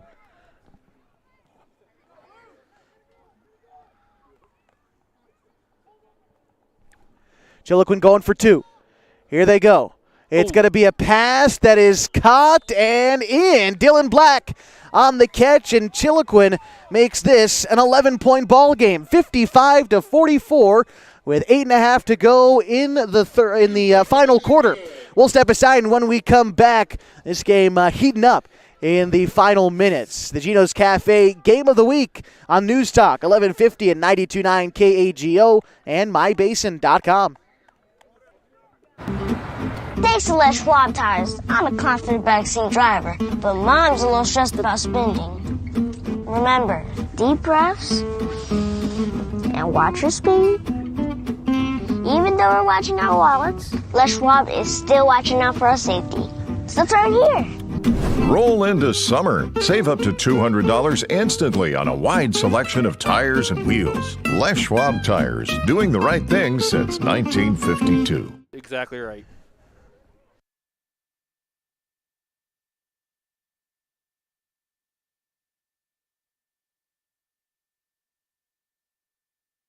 (55-44). Chiloquin trailing Yoncalla, but making a game of it late, punching it in for a touchdown and a 2-point conversion, a 5-play drive in about 2 minutes, capping it off with a 33-yard touchdown from Leyland Wilder. Here are the Panthers looking for a lucky bounce. It's fielded at the 30 by Yoncalla, coming along the near side to the 40 and taken down. For the Eagles, I believe that was Ian Holmes on the return. Brings it up near the 45. That is where Yoncalla will start this drive.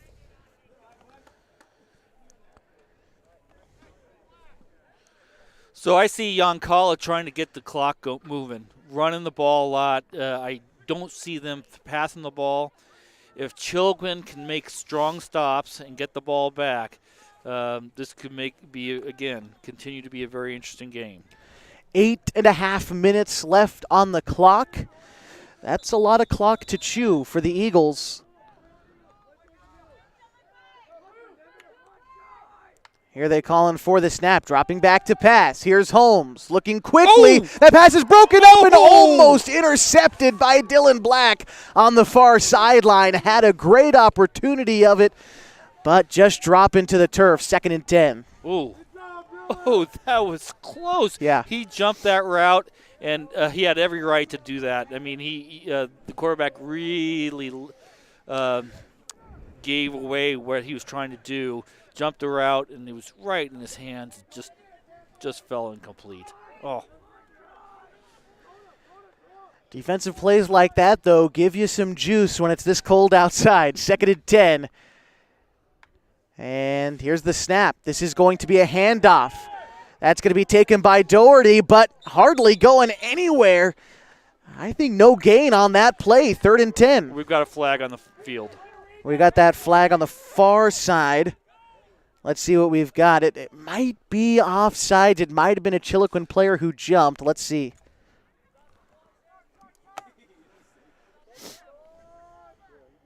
Okay. Let's find out here.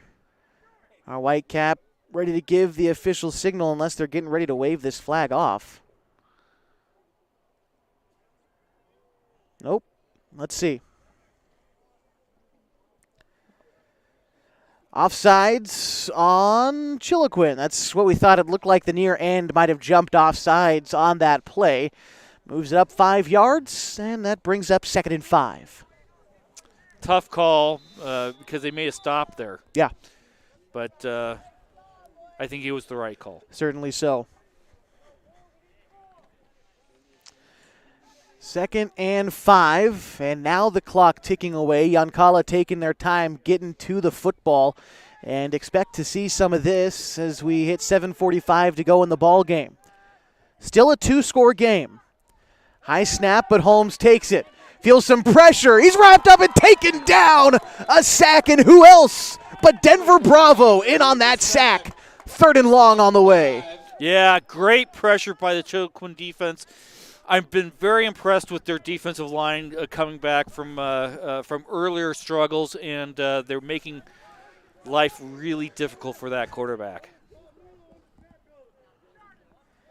3rd and about 14 to go for Yoncalla. Getting the call in from the sideline against 16th-year head coach Matt Bragg.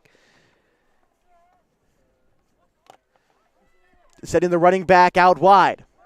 Looks to be a quick screen pass, incomplete. Intended target Mason Hilbun. And now we've got 4th and 15. The Panthers looking to come up with maybe the biggest stop of the night so far. And that stops the clock, which helps Chiloquin. 4th down tonight. Yoncalla is 4 for 5 on such attempts. Here, though, their longest of the night, 4th and 14. I think they're punting. It looks like they are. Back to receive it is Leyland Wilder.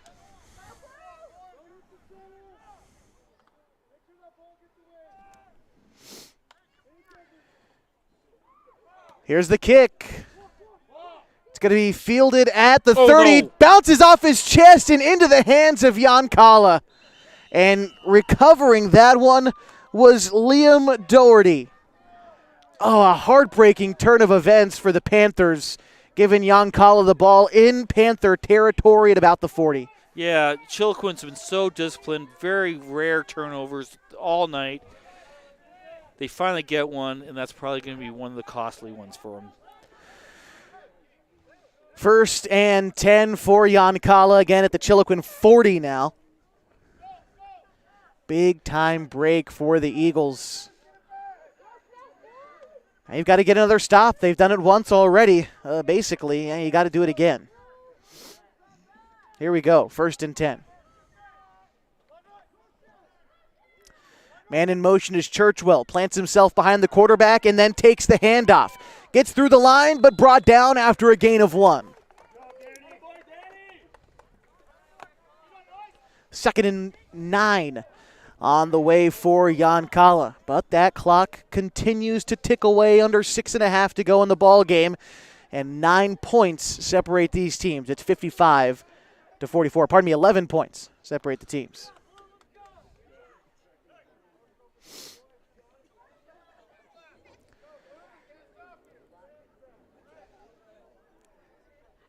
Yoncalla again taking their time, content to let this game tick away and try to escape Klamath County with a win.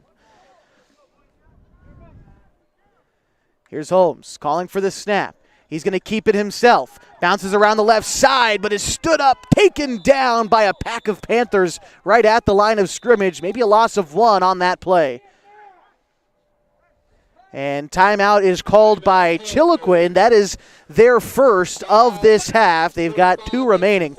55-44, 5:44 to go in the ball game. The Panthers defense trying to come up with a stop, but here late in the fourth quarter, this might be the best we've seen the Chiloquin defense look this game. Yeah, earlier in the game we were talking about how the offensive line for Yoncalla was just controlling this game.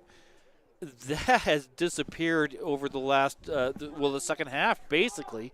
And the Chiloquin's defense and their defensive line have stepped up and made some penetration and limiting the yardage that these guys are gaining, if they gain anything. They need they've got a big-time stop right here is a must. This is probably 4-down territory for Yoncalla. Yeah. So, they've got 2 more big stops. They got 2 timeouts. They can score quickly. They've got to make these stops. The first job is to stop them on the next 2 downs. The last time Yoncalla scored was with 2 minutes to go in the third quarter when Churchwell had that touchdown from 14 yards out. But since then, throughout this whole fourth quarter, Chiloquin's defense has stood them up. Here we go, 3rd and 12 for Yoncalla at the 41-yard line in Panther territory.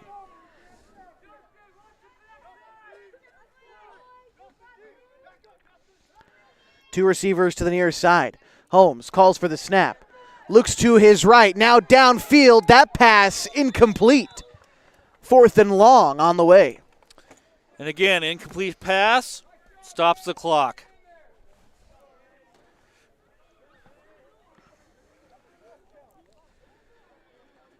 The 4th and 12. You said probably 4-down territory for Yoncalla. They seem to be ready to go for it here. Big opportunity for a stop for the Panthers. They trail by 11. Holmes setting his offense. Gets the snap. Drops back to pass. Feels pressure. Looking downfield. Churchwell all alone for the reception. Taking it down near the end zone. And I believe he is just short of the touchdown, but a huge 4th down conversion, almost 40 yards downfield for Yoncalla. Yeah, very effective. He made a cut, made it look like it was going to be out in the flat, and then he got that corner to come up, and then boom, he took off and got that separation, and then effective job by the offensive line to give that quarterback enough time to let that play happen. And when he got that separation, he just had to throw it up there, and such an effective receiver. He brought it down and got that 40-yard gain. Wow. 5.5 minutes remain in this one. Yoncalla knocking on the door of putting this one away. Holmes is going to get Chiloquin to jump off sides and go half the distance to the goal.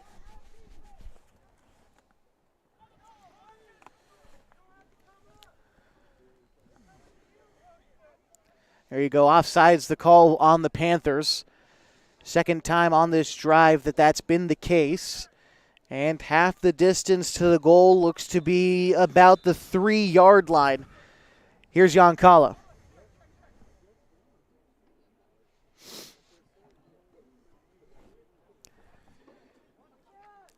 Waiting for it. Yoncalla, if they hold on to win this one, it'll be their 3rd win of the season. This is going to be a handoff to Doherty, and he's going to bust through into the end zone for an Eagles touchdown. That makes this one 61-44.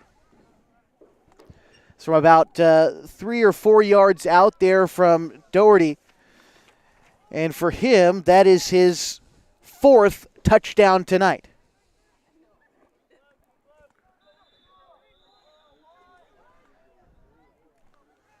Now, it looks like trying to go for 2 here for Yoncalla. Yeah. And I believe a false start against the Eagles. They'll have to go backwards a bit.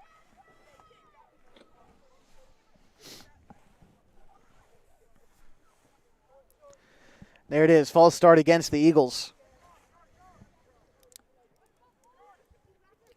That last touchdown, the 14th score between these two squads tonight.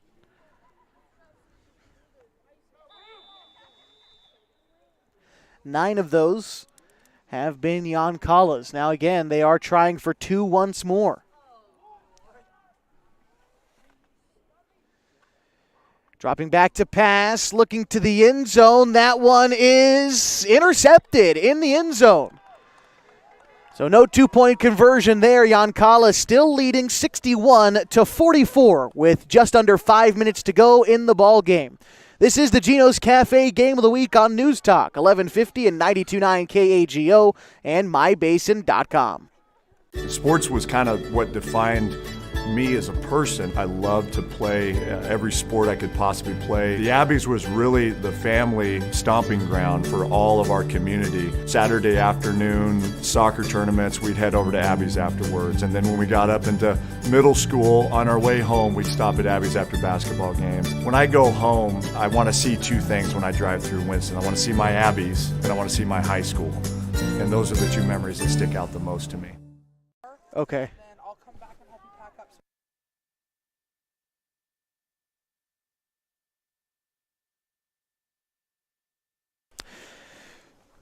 61-44, Yoncalla in front of Chiloquin with under 5 to go in the ball game. That last drive for Yoncalla might have put this one away. It was a 7-play drive.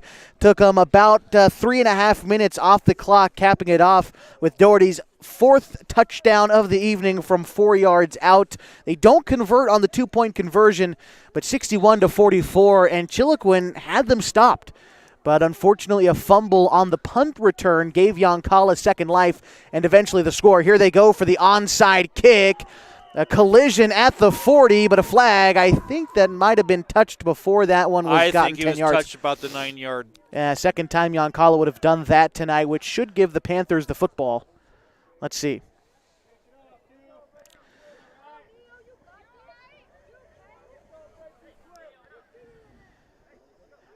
Our officials are discussing it at about midfield. There's flags thrown from the back judge and from the near sideline as well. Let's see.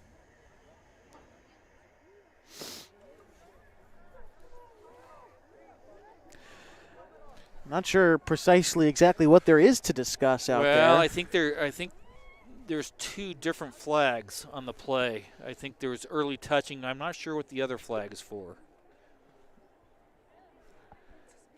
But early touching should negate anything else. Right. Well, the ball doesn't really become live until it gets 10 yards downfield, right? Yeah. So I guess you could have a hold, but I don't see how that could happen. Let's see our officials breaking up now, and they're coming to the near side. That's probably deciding about that early touching. You know, you said Chiloquin has a decision to either re-kick or take where it's down. At this point, probably just want to get your offense out there and continue to get those reps in. Yep. Down 61-44. So is that offsides on the kicking team? No, that's illegal touching. Okay. That's the illegal touching.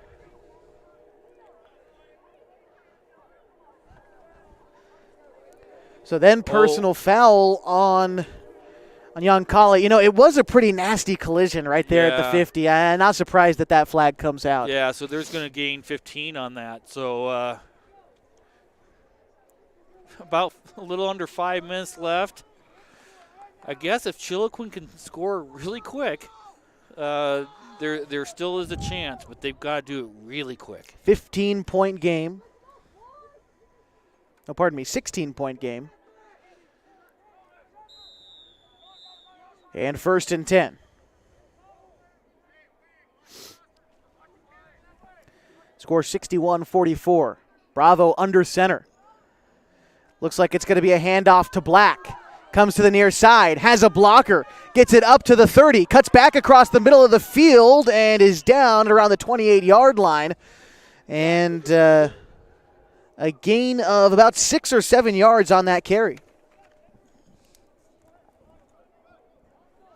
Yeah, they need to get back up on the line here.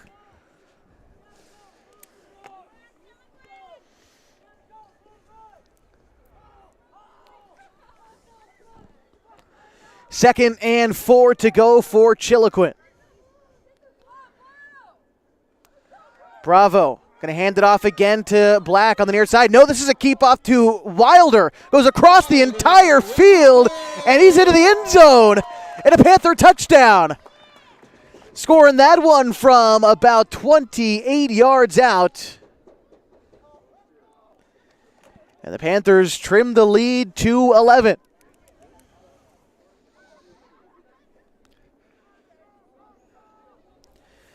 And for Wilder, another touchdown. That is his 4th tonight.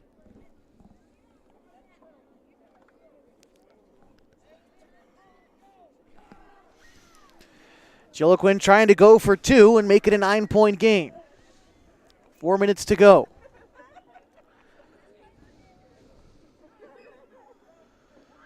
Looks like it's going to be a throw in the flat to Dylan Black, and he is in. Chiloquin with a quick score and a 2-point conversion, making this one 61-52. And for Chiloquin, this is now their highest scoring game of the season. 52 points. Their previous high was 42, and that came in their win against Riddle.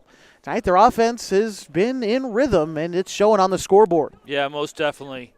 Still 2 possessions to get back on this one. They're 9 down, so they need to get an onside kick and recover it. Tonight's broadcast on mybasin.com and News Talk 1150 and 92.9 KAGO is brought to you by Pacific Crest Federal Credit Union. Picking the right path can make the journey easier, the distance shorter, and can assure that you end up at the right place. Whether you're dreaming of owning a home or you just want a great checking account, Pacific Crest Federal Credit Union can help you reach your goals. And Yoncalla taking their time coming out of the huddle for special teams. But they finally do emerge. Chiloquin, just as you said, likely going to try for an onside kick here. Get the ball back and try to punch it in. They've scored quickly tonight, as you've said. Yep.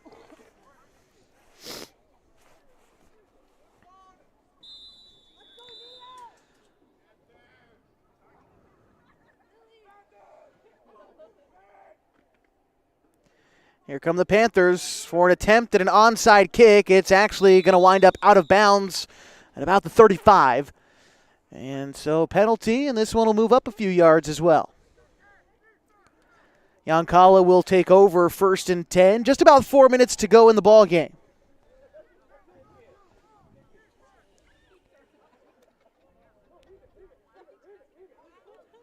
Let's see.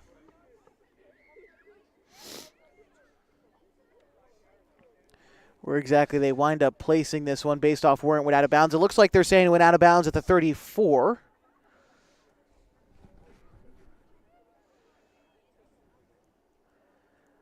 I wonder, was there a different flag on this play perhaps? Or no, it's just I think the penalty actually comes from the spot of the kick. Or they have options on where they want the ball.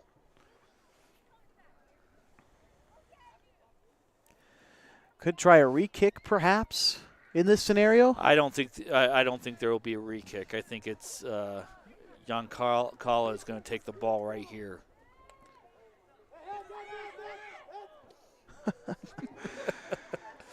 Just chucked the ball tee into the stands here. That's right. Someone's going to take home a souvenir. Yeah, there you go. Okay, so 2 fouls on the play. False start is going to be on both sides or declined? Declined. There you go.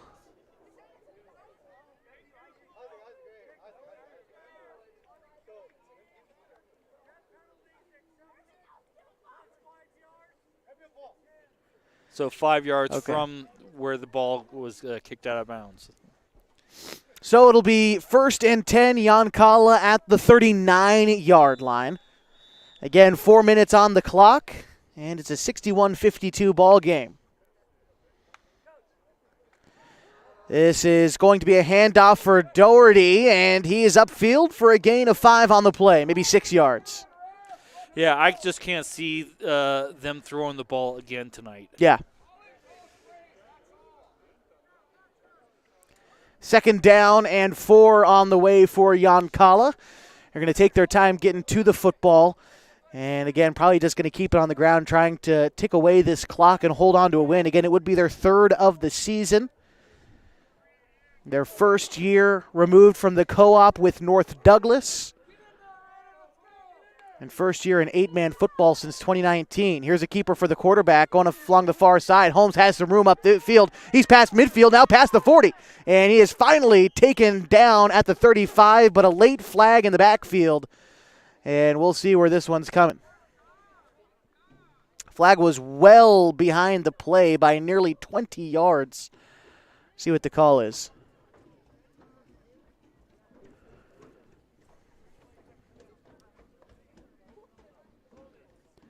Holding on Yoncalla. And so this one's coming back. Holding by the Eagles. Clock stopped, 3:17 to go in the ball game. Again, 61-52, Yoncalla leads. So 2nd and 10.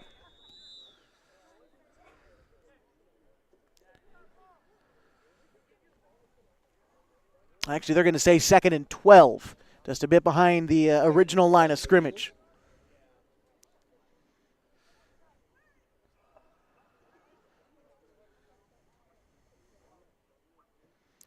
Yoncalla taking their time, just looking again to tick away the clock and come out of here with the win. On the ball now for 2nd and 12. This is going to be a handoff up the middle to Doherty. Has some momentum, stays on his feet, but the ball pops loose. Looks like it probably fell on by Yoncalla past the first down marker. A gain of 14 on the play and first down for the Eagles. You know, for Yoncalla, not many trips to Klamath County in their history. In fact, first time these two teams have ever played each other. Try to go back and find trips to Klamath County, period, for Yoncalla. Back in the last 20 years, they've only come to the Basin 3 times.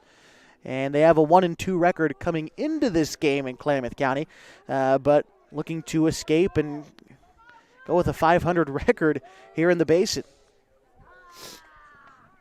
Played Cross Point Christian a number of times. They've played Gilchrist once. And that's everything. Here's a handoff. Another one up the middle.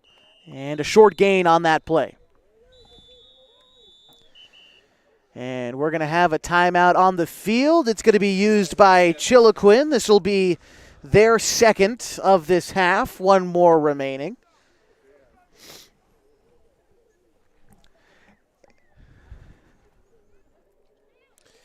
Yeah, basically one more first down, and Chiloquin's not going to be able to get the ball back. Yeah. Well, the one timeout remaining. You're probably right, about 2 minutes to go in the game.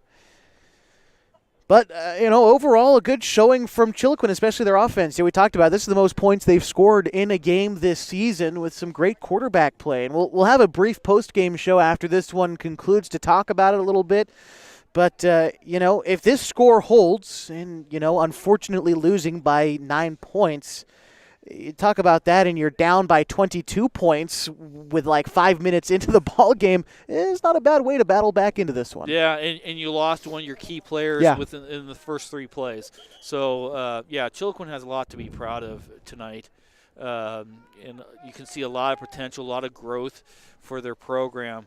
But you always want the one. You want no doubt. 2nd and 9 coming up for Yoncalla.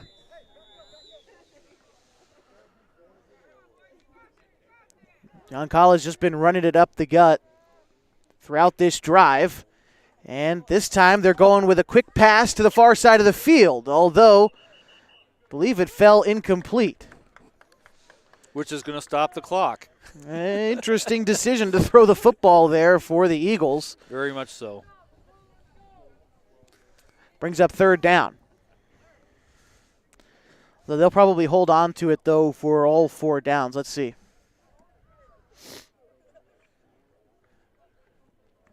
Yeah, 3rd down and 9 coming up for Yoncalla. Clock stopped with 2:04 to go. And let's see, another whistle here. Is the issue with the football or? Not quite sure. We've got the Whitecap coming to the sideline. What do we got here?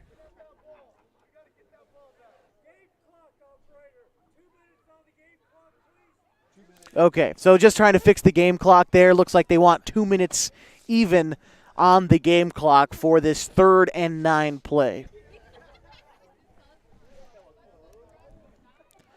And here we go. Yoncalla on the football. We're ready.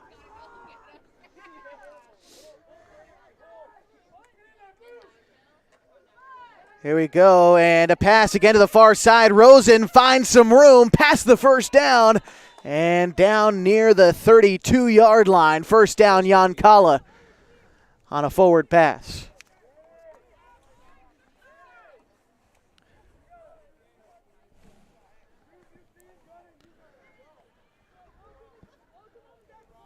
And that will do it. They 4 downs with under 2 minutes. 1 timeout though, but that's going to do the game. And you're down 2 scores, or 2 possessions. Yoncalla does have it, 1st and 10. The ball is marked at the 33-yard line. This is going to be another handoff, although stopped after a short gain of about 2 yards on that. And clock continued to tick away, 1:15 to go in the ball game. Again, Yoncalla picking up their 3rd win here tonight. Don't know any final scores from around Special District 1, but depending on the result for Riddle's game, they could find themselves moved up to that 5th place spot. Only 1 game out of a potential playoff picture for these Eagles with a couple of games left on the schedule. Here's 2nd down. Another handoff up the middle. Doherty carries it to the 25, and he is brought down maybe just short of the marker. We're right there. Let's see. We've got timeout on the field. And it looks like there is another player down for Chiloquin. We will step aside here, and when we return, we'll finish up this ball game. And, well, maybe looks like our player's popped up pretty easily. It looks like he's going to be able to jog off the field. So we'll actually stick with you through that brief pause. Good to see that nobody is seriously hurt when a game is decided.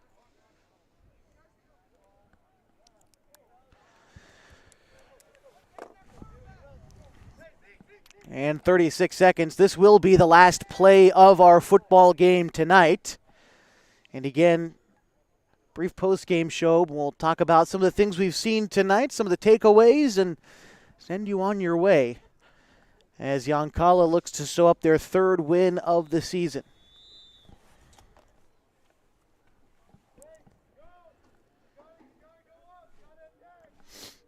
Probably going to have 1 more play in, I think, with how the play clock is and maybe just a couple of seconds of discrepancy there. Got Doherty lined up to the left. He's been the primary ball carrier on this game-closing drive. And they will get 1 more snap off. Here's 10 seconds to go. And the keeper for the quarterback, Holmes. And he is going to take it up and slide out of bounds. And that will be the ball game.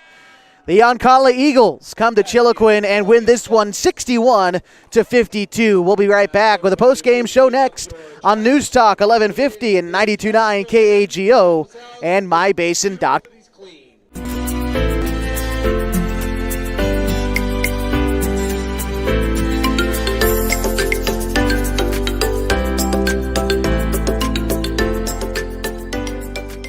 At MyBasin.com, we bring you the power of local radio, The pace and reach of social media, and the excitement of local sports. We do this with a team of radio professionals that is second to none. We're proud to call Klamath Falls our home. Introducing Smith Bates Marcom Solutions. your trusted partner in marketing and communication. We specialize in crafting compelling campaigns, eye-catching graphics, and impactful branding materials. Smith Bates is like working with dependable friends. They always help us build our professional image. Through the innovative strategies that the team at Smith Bates suggested, we've been able to give the brand at Calor the boost that it desperately needed. Unlock your potential with Smith Bates Marcom Solutions.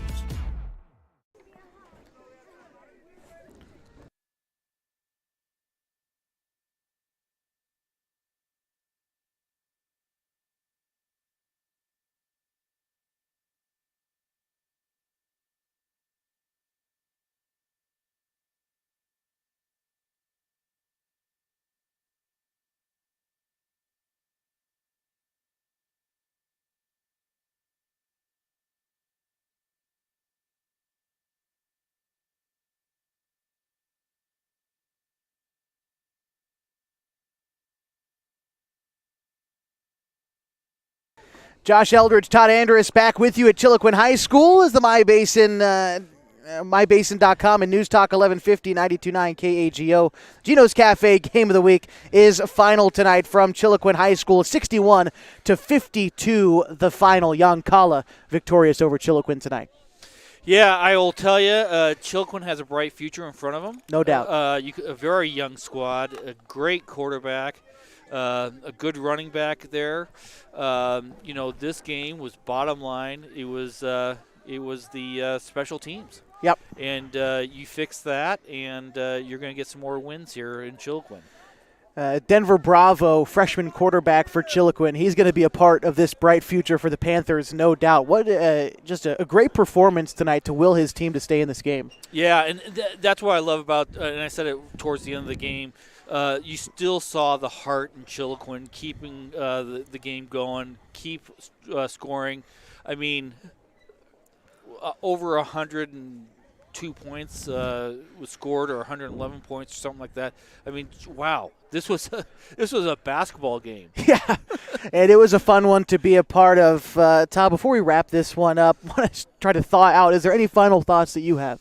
No, just, for the families of Chiloquin and the such, just keep positive.